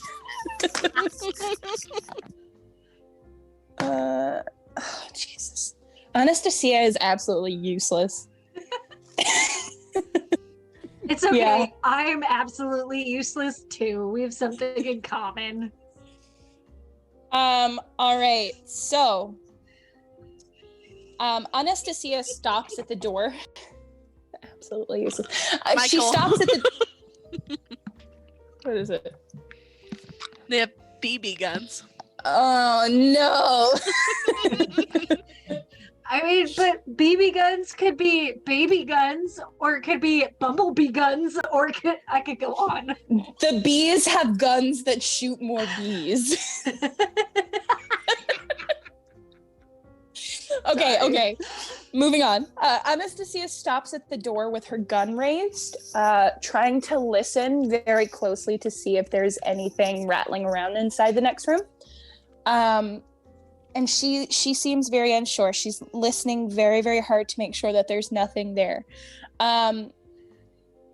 Pepper, you walk up to the door and you take a listen as well. And you're very certain, like even the part of you that would be looking for wild animals is fairly certain that there's nothing coming up. Like there's no threat to be wary of. And I would assume you trust your sense for that thing a fair bit, seeing as she's probably more on edge with that sort of thing, right? Yeah. Any sort of dangerous animal that could potentially come up, you're probably waiting for something like that. So you don't sense anything at all. You don't feel like there's anything harmful in the next room. Bambi, you are so certain that there is nothing there that you just waltz right on into this room. Heels clicking, dress swishing, just pure confidence. You are so certain that there is absolutely nothing there. She's going to sing as she throws open the door. Honey, I'm home. She's that confident. Anastasia has a look on her face as if she's begging whoever is trying to kill them to just kill her now and get it over with. Like, if Penelope were to walk through the door right now, she would be a saving grace. That's fair. That's very fair. But as Bambi comes in and opens the door, honey, I'm home. Pepper, you follow her in. There's nothing there. You guys are absolutely correct. There is nothing big and bad waiting. for you. Actually, waiting Pepper just a turns- fraction more of a second to see if anything rips you guys to shreds, and then when it doesn't, enters the room with you as well. No, what Pepper does is that she actually turns back to Anastasia and says comfortingly, like, it's okay. I promise. It's okay. There's no need to be scared here. Just like trying to comfort her. Really, there's no need to be scared. Oh. Stop. No. Oh no. Oh no! Oh no! Oh no! No! No! No! We love a good TikTok audio. Don't oh my god me, Raven. You've said so much worse. You consistently say things that are worse, so you can't say anything. So yeah, you guys come into this room. There is nothing here. So you you come into the room. There's nothing hiding. This is the section of the building where the hives are set up. So when you come further into this room, there are different like sectioned spots, different areas where it would seem that the hives are still functioning. They're just like there's no human involvement in the way anything is set up. So unlike the gardens and things like that, where it's probable that Celeste has been keeping up these different areas and like tending to things over the time that she's been here, there's been nobody really to set up the apiary and keep that pristine or anything like that. So it's still functioning. There are still honey bugs. It's just that there is no human involvement in how they are running or how they are functioning. Or the efficiency at which they function. So with Niklaus, or Klaus, I should say, back to you. Yes. You, oh, stop it. Yeah. So you call out and you hear this rustling in return. Would you like to roll an awareness for me? I didn't have you roll one already, did I? No, not awareness. No. Okay. That is, what's my awareness? It's a high number. Awareness. 23. 23. So, with your 23, you know, oh my God, is that, Yasmin, is that a bee with a gun? With the Tommy gun. Is he smoking a cigarette? Yeah. Is this the bee version of John Castillo? Like, what is happening? Yep. This is a circus that I don't know how to be the ringleader of. You're doing a great job. Just keep going. You just gotta keep moving forward. That's a bee with a gun and a cigarette in its mouth. It's cursed imagery. Oh god.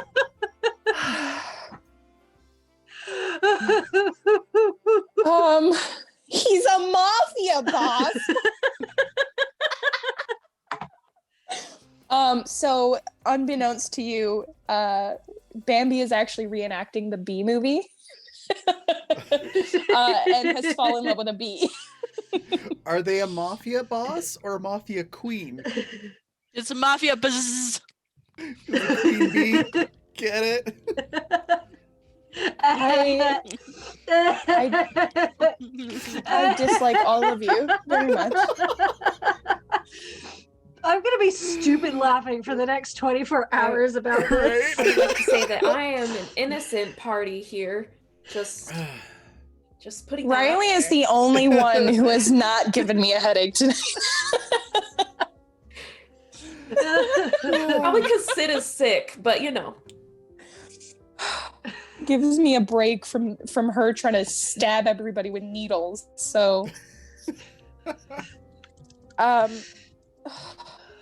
goodness gracious, I have lost all my train of thought. I'm so So- sorry. Sorry.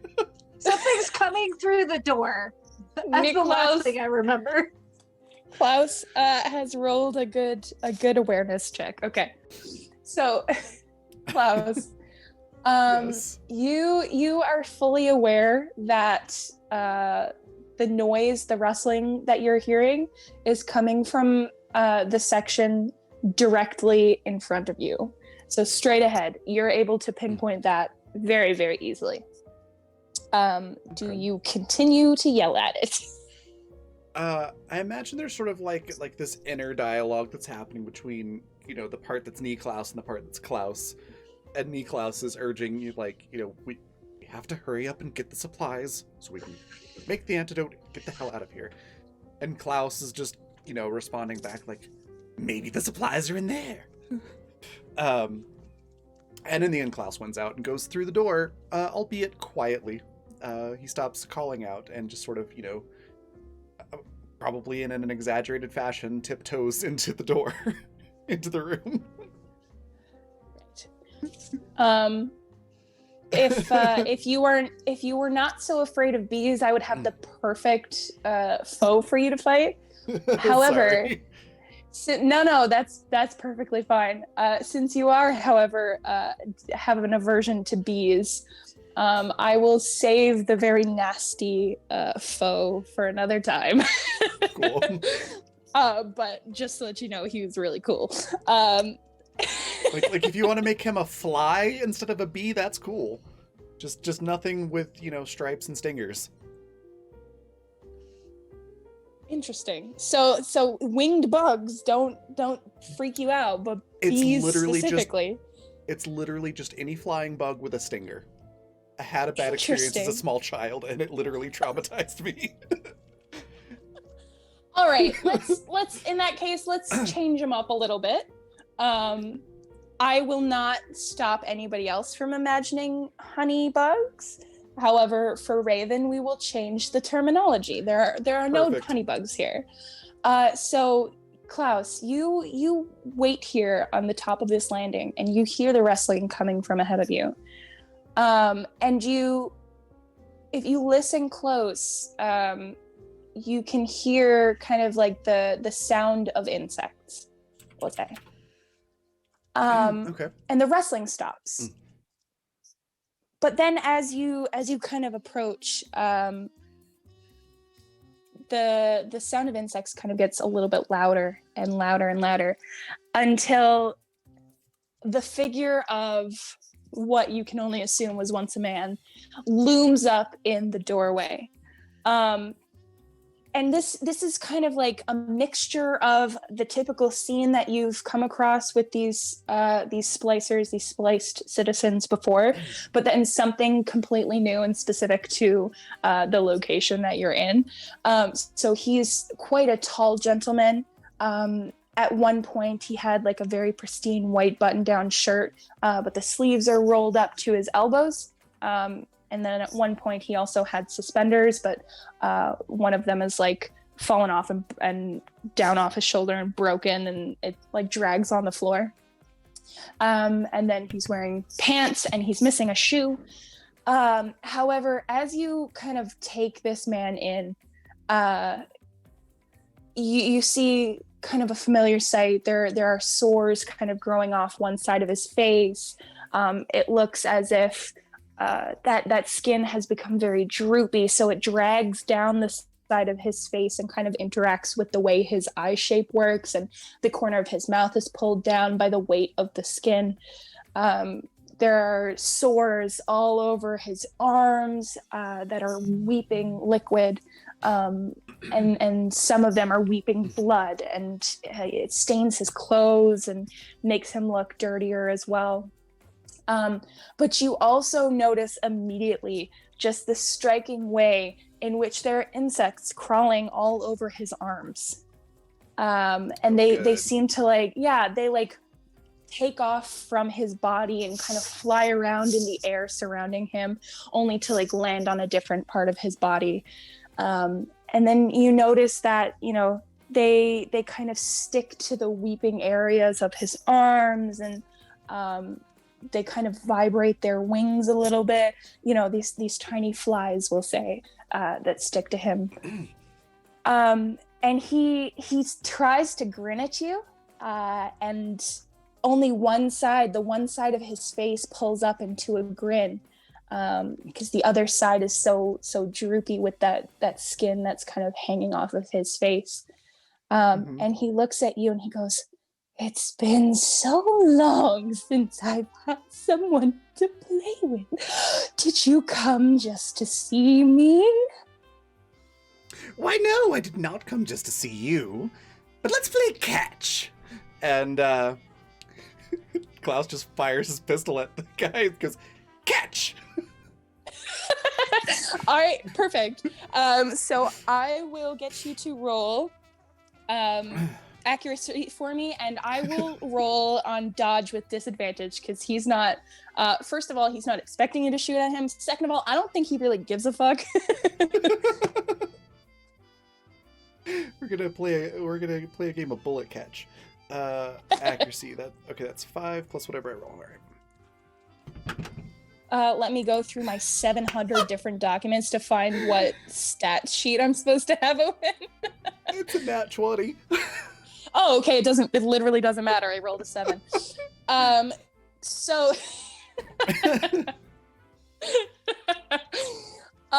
you scream at this guy to catch, and you shoot at him.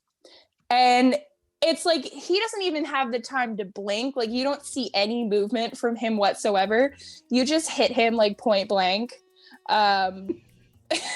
with a bullet.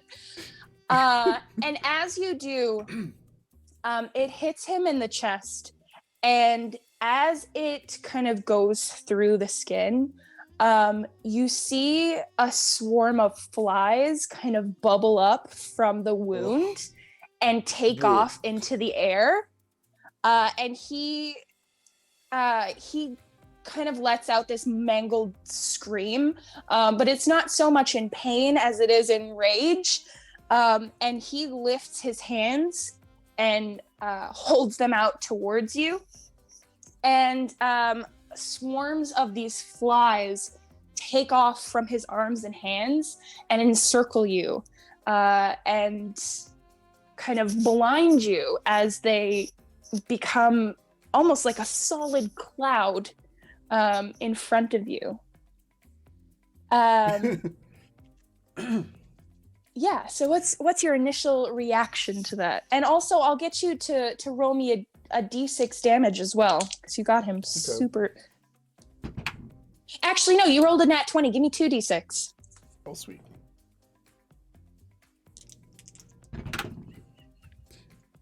All right, that is 6 damage total. A for effort. I got an average roll. So yeah, Klaus just "Oh, good, you caught it.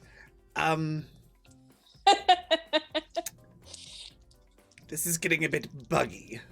Roll to dodge for me as you're talking. That is 13 plus nothing, so 13. All right. So continue. What's class? What absolutely off base joke does he make? Because we know he has jokes. What are they? Get it over with. That was it. It's things are getting a bit buggy around here, and it's going to start running back towards where Sid is.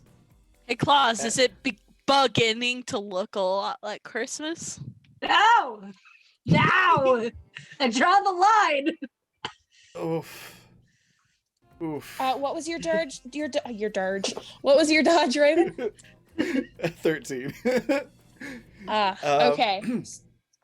It's not beginning to look a lot like Christmas, but this show is all the buzz. Can you guys stop it? Oh my god, you're driving me insane. I cannot believe it. Hey Vanessa. Are we Vanessa. bugging you? A little bit. Hey Vanessa. What? B pun. B pun. All these jokes are buzzing around in my head and I just can't pick the best one. Sorry. So Jesus Christ. All right. So This is what your life has come to. it really, really has. So yeah, Klaus, you're standing there making your puns about bugs. This swarm kind of wraps around you, and is kind of messing up with your vision. You can't really see what's happening. When all of a sudden, you have a large fist come through this swarm of insects, and they seem to separate and move around the fist. So it's almost like a little hole has appeared in this wall of insects as a fist comes through and smacks you right square in the chest. And you take 3 points of damage. You do not fall down. He does not knock you prone or anything like that. And you're able to catch your footing again. But yeah, we'll leave you there for a second. Back down in the basement. Would everybody like to roll me an investigation check, please? We're gonna look for the Okay. compound that you're looking for. Investigation. That Mhm. is Oh. 11. 18. 11, 18. So, Bambi, you don't really find much of anything. You do pull open a drawer and find a little pile of like 5 components, 4 or 5 components that you're able to use. You can take them if you'd like, but it's definitely not what you're looking for. Pepper, you find a stack of papers that clearly has information on it pertaining to the function of the beehives, the honeybug hives, and how the process functions, and research kind of on the altered drug that they use. So you know that you're getting close. You find as well a couple of different components. I would say 5 as well. Anastasia, on the other hand, sees that you're in the right area and kind of helps you hone in on that. And she's able to find not only further research on the drug itself, but a little, those kind of stands that hold the tubes in them, almost like the little trays that you put tubes of blood in when they draw blood. Or just like a little stand. Anyway, she finds one of those with different tubes in them. For the most part, they're empty. A couple of them are shattered, so the contents have leaked all over the bottom of the container that they're in. However, there is one vial left that is fully intact and does have the liquid in it. So she kind of hauls that out and holds it up, and she looks a little triumphant, and turns to you guys and says, "Well, I guess there is no reason for us to stay here longer than we need to. Let's go." I am kind of a little bit worried about the young one being alone with the other one. Wow, you found it so fast. I found these papers. Do you think we'll need the papers? You can take them if you'd like. I'm sure that Celeste would love to have them. Hey, thanks Thanks Okay. for that raid, Saito, coming in with a party of 4. Much appreciated. Hello, welcome to our circus. That is what we are tonight. It A is. circus. Our honeybugs circus. Coming in like a circus. Also, I appreciate the changing to flies, because if that had actually been bees, yeah, no way I could handle that. But it would have been a really cool villain, wouldn't it? Or opponent. Oh, absolutely. But yeah, nope. But yeah, absolutely. I'd have noped out. As soon as you said no to bees, I was like, okay, we'll change it up. Appreciated. No problem. Yeah, so you guys now are in possession of the last ingredient on the list that Niklaus had. So you can start to make your way up the stairs, which is exactly what Anastasia does. Still has her gun at the ready just in case some bees come out with their own little tiny guns. But other than that, I think that was the easiest it has been for a long time. Anastasia, go ahead.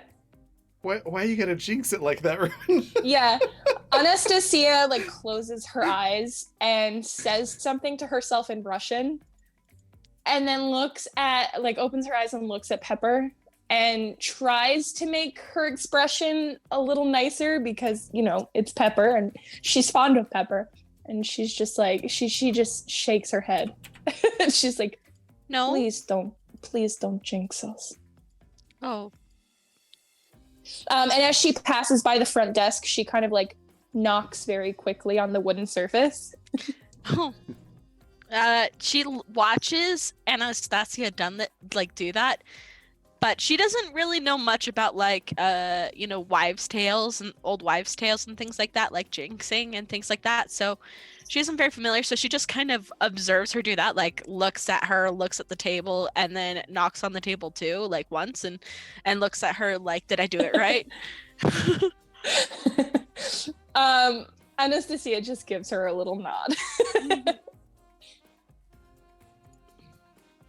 Bambi, what are you doing? Bambi's just kind of hanging out. She's tucked all of her components into some matter of her dress. And she is back to whistling End of the World by Herman's Hermits.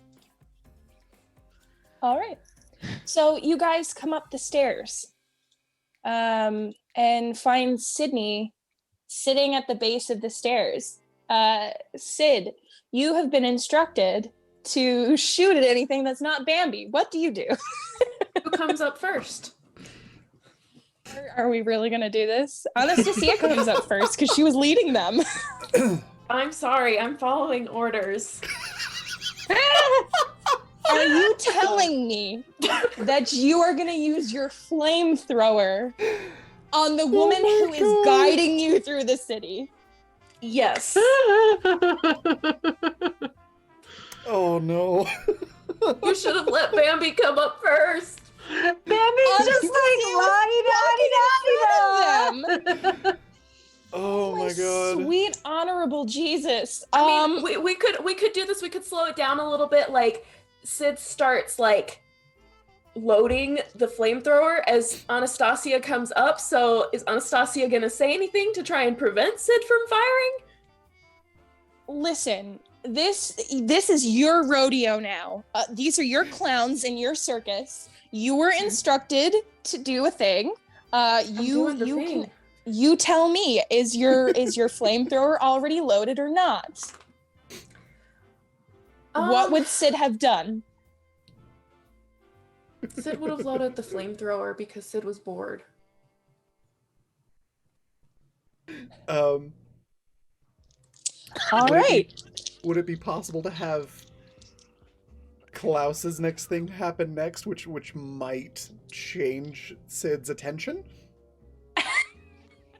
Sure. Why not? It's a goddamn circus, and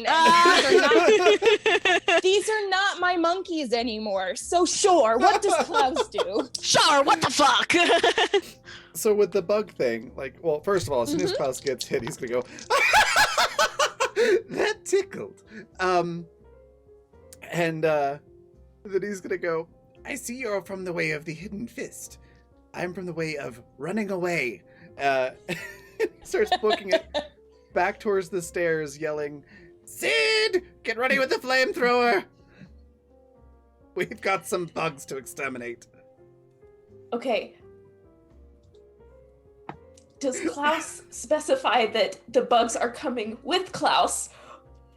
Or does Klaus just say, get the flamethrower ready, we're exterminating? Uh, Oh my god. Not specifically like there's a giant horde of flies following me, but I think it's pretty, implied that something's following him because he's very clearly running and yelling.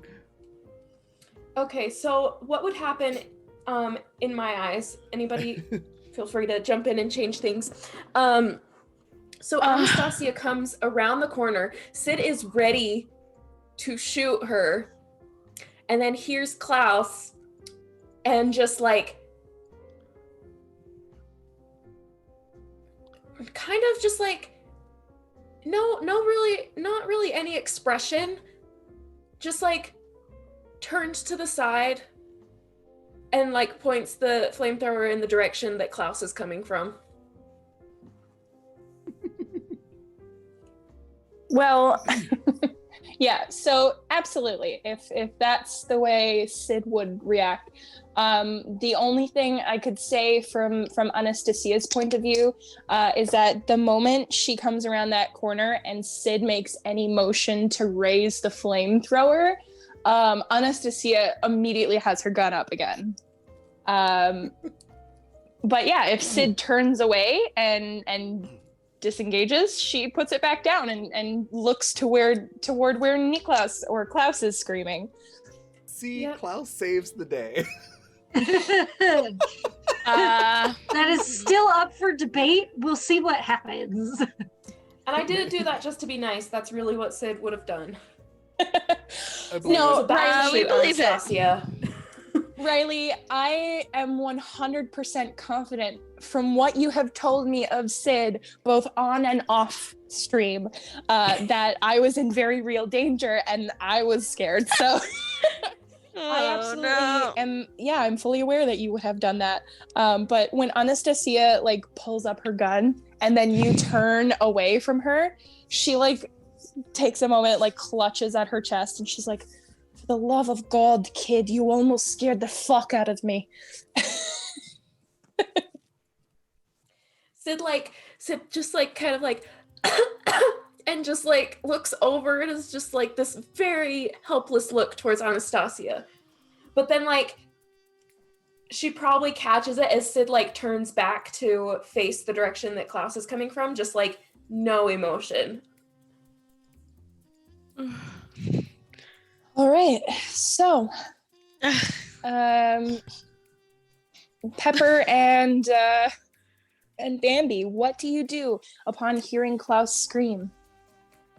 Bambi's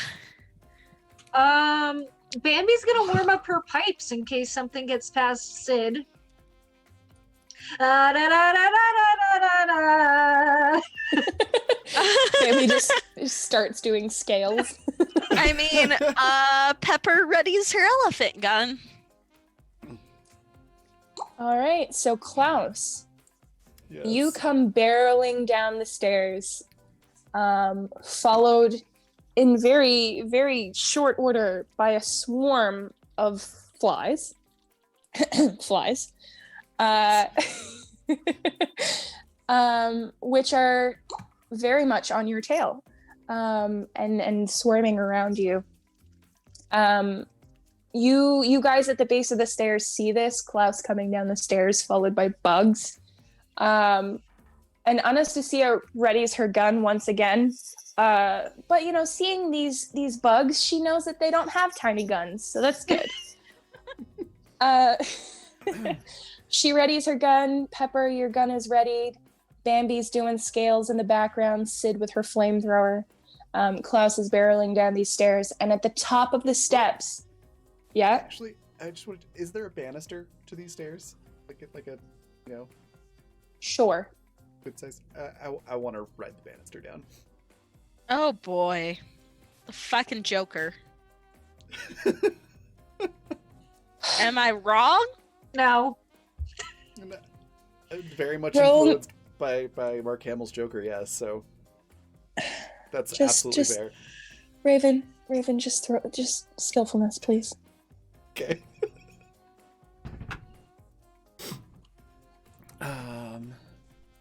So it's 15 plus something.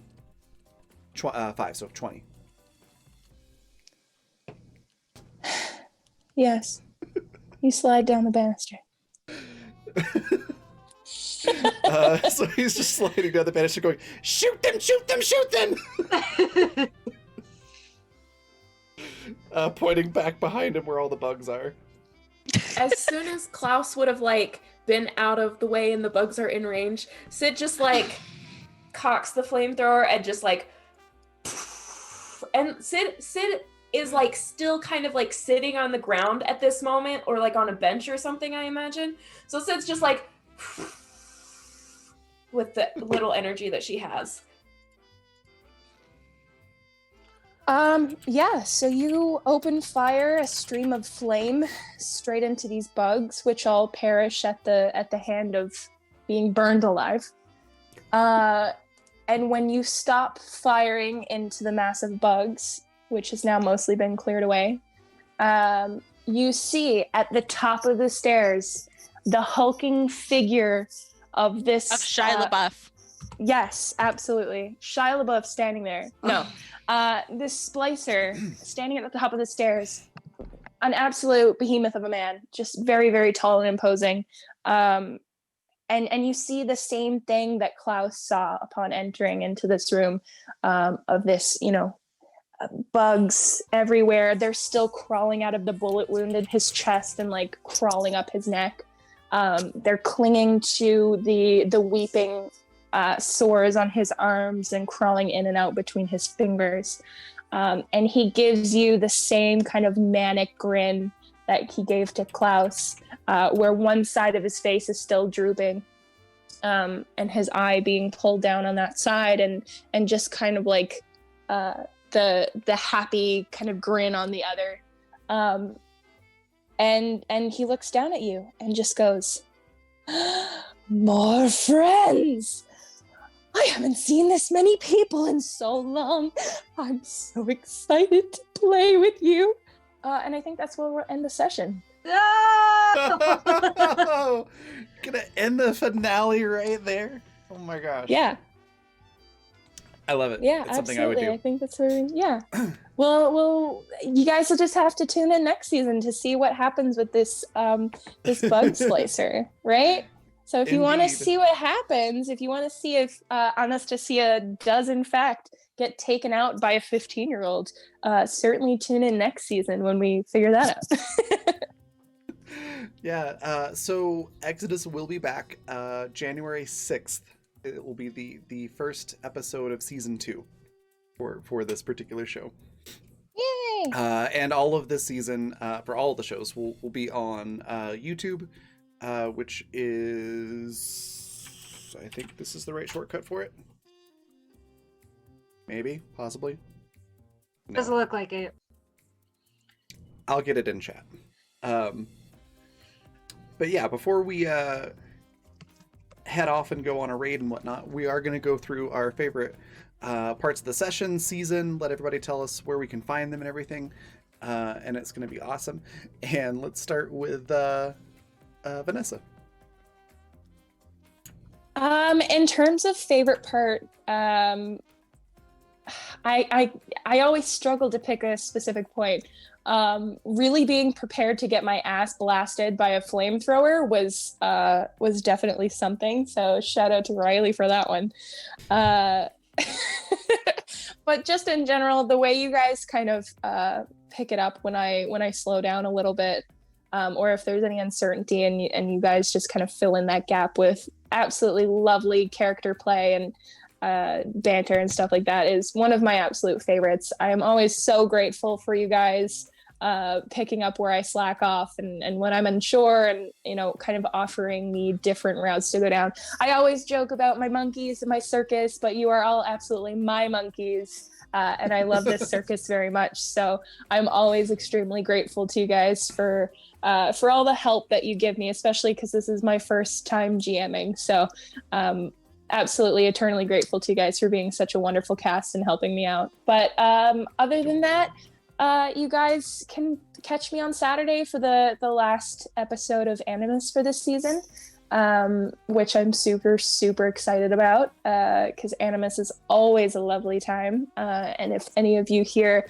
have not seen Animus, have not checked that out yet, I highly recommend it. It's such a fun game, and Raven is a wonderful GM and always has us on edge. So definitely check us out Saturday. Please come and have some fun because it's always such a laugh.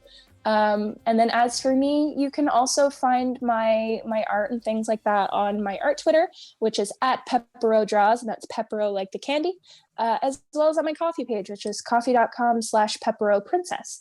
And I have, I don't have any art posted for Exodus so far, which I will be posting because I do have some sketches and things like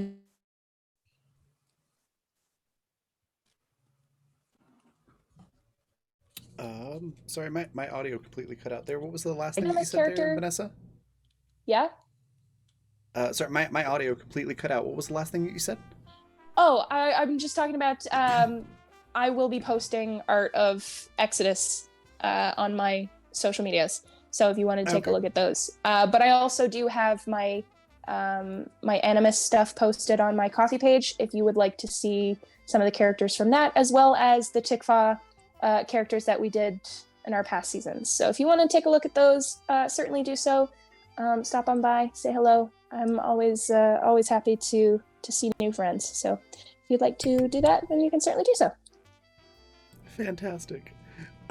Next, we'll hop over to Riley. What was your favorite part of the session, the season? Where can we find you and all that good stuff? Oh my gosh, that's a really hard question, especially just with the phenomenal, just everything about everybody here in this group. My favorite part for me to be able to do today was the musical number. But like I absolutely loved when Klaus came out and was like, let's play catch, and shoots the freaking splicer. Like that was amazing. And also like just Bambi just being like super serious and being like, ah, da, da, da, da, but like then super serious, like, I don't like this Niklas that seems to care about people. Let's just leave him behind. Like Niklas is acting a little funny, a little bit like a human.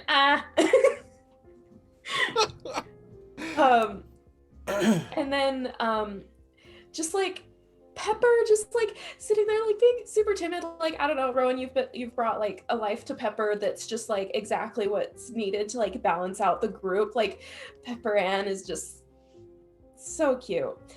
And then I think just overall all season, just Vanessa, you've completely knocked it out of the park. Just your descriptions and the voice acting. It's, I think my all-time favorite moment where like my jaw just dropped is when you read Penelope's letter. Or like her monologue. Like it was... I'm very happy that you enjoyed her. It's really fun. Beautiful. So yeah, but you can also find me next for I'm looking at the screen, I'm like, Exodus. You can also find me next for Animus on Saturday for the season finale. So you can catch me there, and I'll put all my links to all the things I do in the chat. Fabulous. Next, Rowan, what was your favorite part of the session, the season, and where can we find you and all that good stuff? Well, yeah, I just gotta say, Vanessa, as far as this being your first, like, you've always been really, really good at role-playing, bouncing off of other people, playing strong roles, and you're just, like, very, very actor forward. For those of you who don't know, I've known Vanessa for, 13 years now, 14? It's been a goddamn long time, and we actually started role-playing way back at DeviantArt. It's been a long road, and Rowan, you can't out us like that. Too bad, guys. We're out of the closet. We've been friends for 14 years. No, I'm kidding. I'm kidding.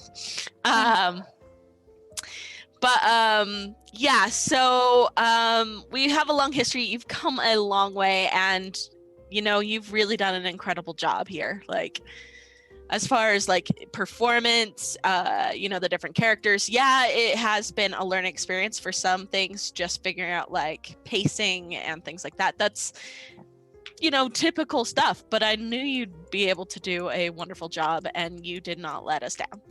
Thank you very much. I really appreciate it. You're very welcome.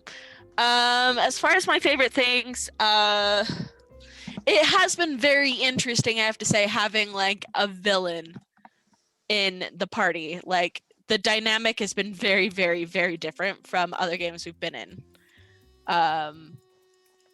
which has been very interesting. So as opposed to like usually, normal party dynamics, I wouldn't say normal. There's always some tension, but this one, like, it's such a tense situation part of the time because people aren't trusting of each other. And it's fascinating dynamic wise. And it's really interesting because I've had to, change Pepper as well to better fit that dynamic as well. So yeah, it's been a blast. As far as where you can find me, next season I have a game that I'm running on Saturday afternoons. So about, like, I think it starts at 1 Mountain Time. And that is Time Travelers. And what Time Travelers is a monster of the week based upon, kind of Lovecraft, as well as the legend of John Teeter. For those of you who are familiar with that, if you're not, wow, get ready for a mind blast. Just kind of a little bit more bigger brained type plot where a scientist has invited these people to help him with this mysterious project in time travel. I've bought a whole book on John Teeter to read and study and make sure I have my facts straight, and I'm really, really, really excited about it. Aside from that, you can find my stuff at rowannorthillustrations.org. I just released my second watercolor palette, and this one's all like neon fluorescent colors. Yeah, watercolors that actually glow in the dark. I'm really, really, really excited about them, and I have so many cool pigments for them. Like, it's not going to show up. There we go. I don't know if you can see, but this box is full of just the highest quality fluorescent pigments I can find.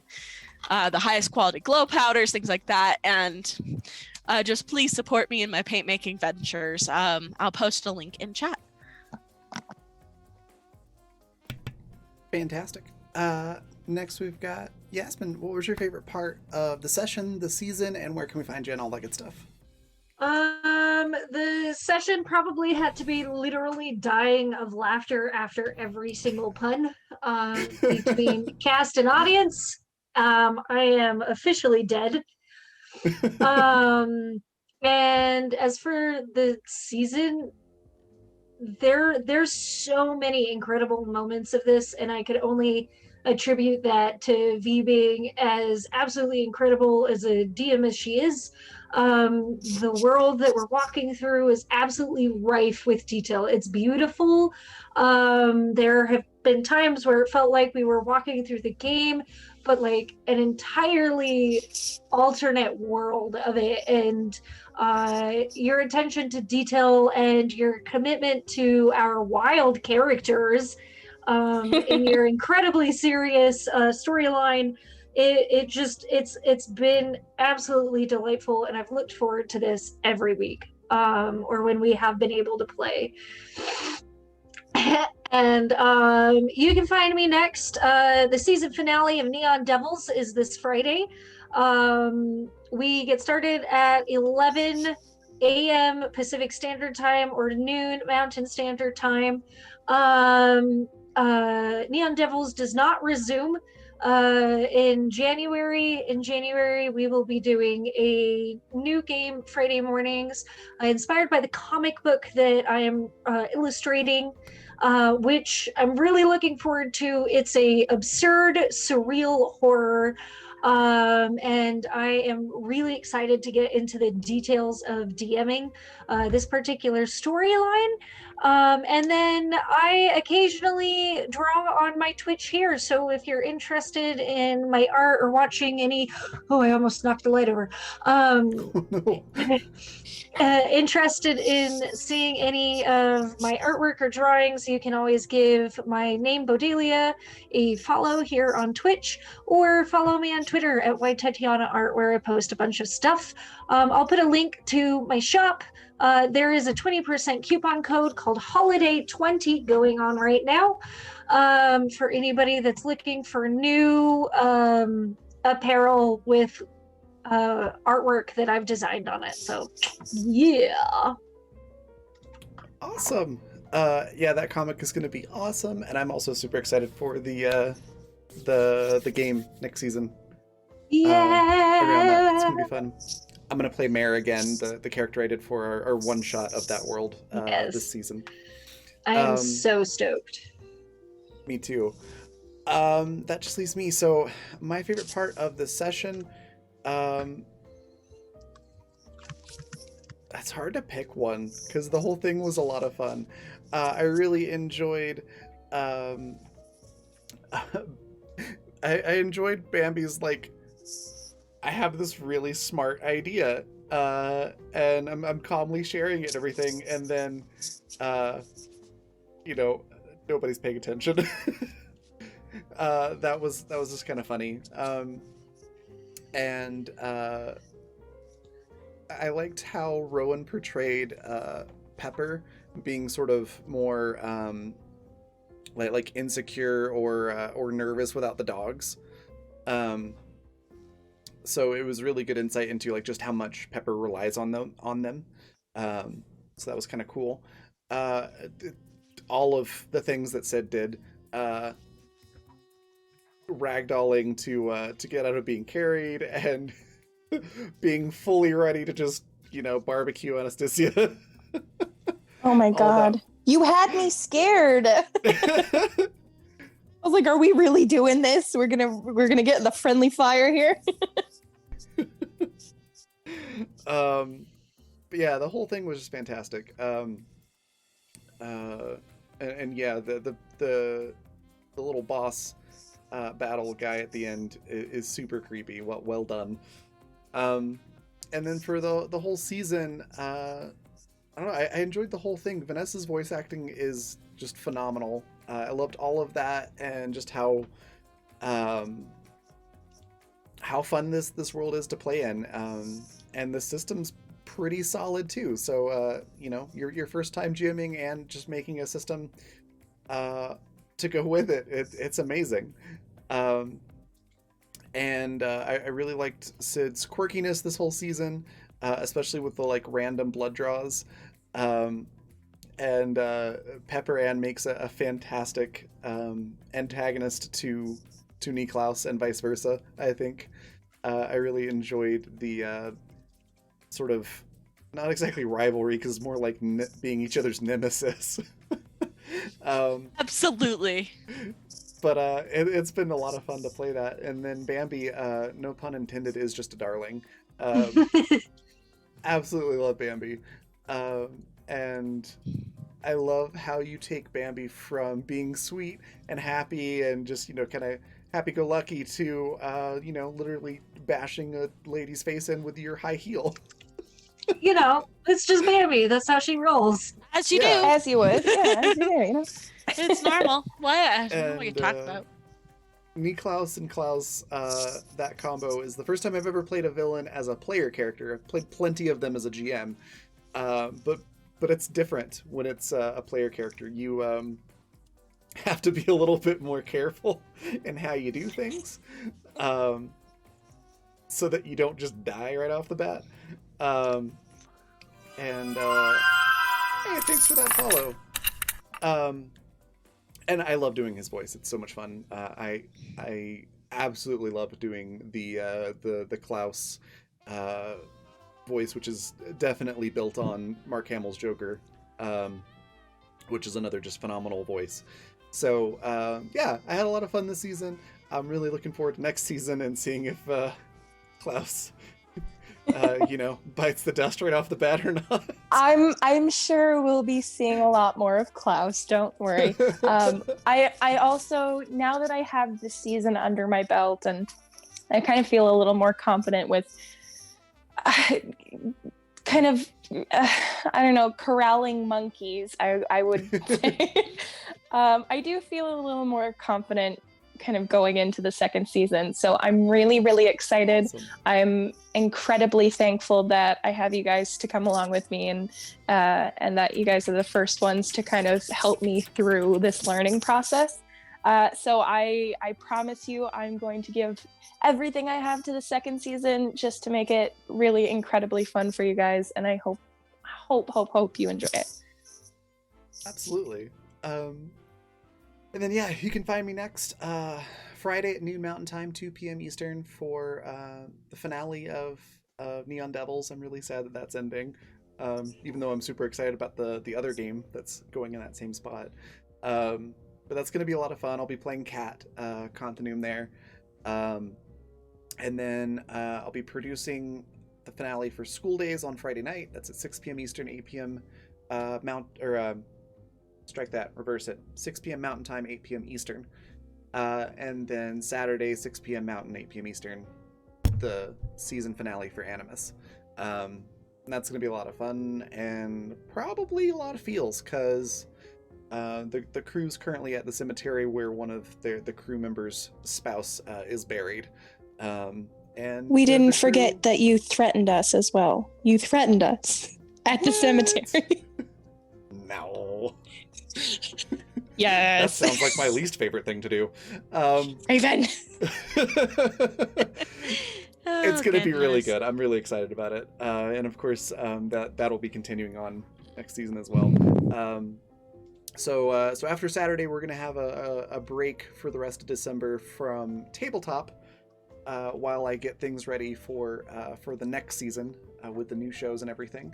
That's going to involve doing overlays and cover art like what you see here behind us, and a lot of other things. But during all that, I'm planning on doing some video game and hangout streams during that break, which I'll talk about more on my Twitter. My Twitter portfolio, all that stuff is right there in chat at my link tree. I do art commissions and voice acting and a whole bunch of other stuff too that you can hire me to do for your projects. You can check that out there. And I think that's about it for tonight. So we're going to go on a raid. We've got a raid cry, which is, I don't know how well a gun is against bees. And we're going to go raid a Tactric.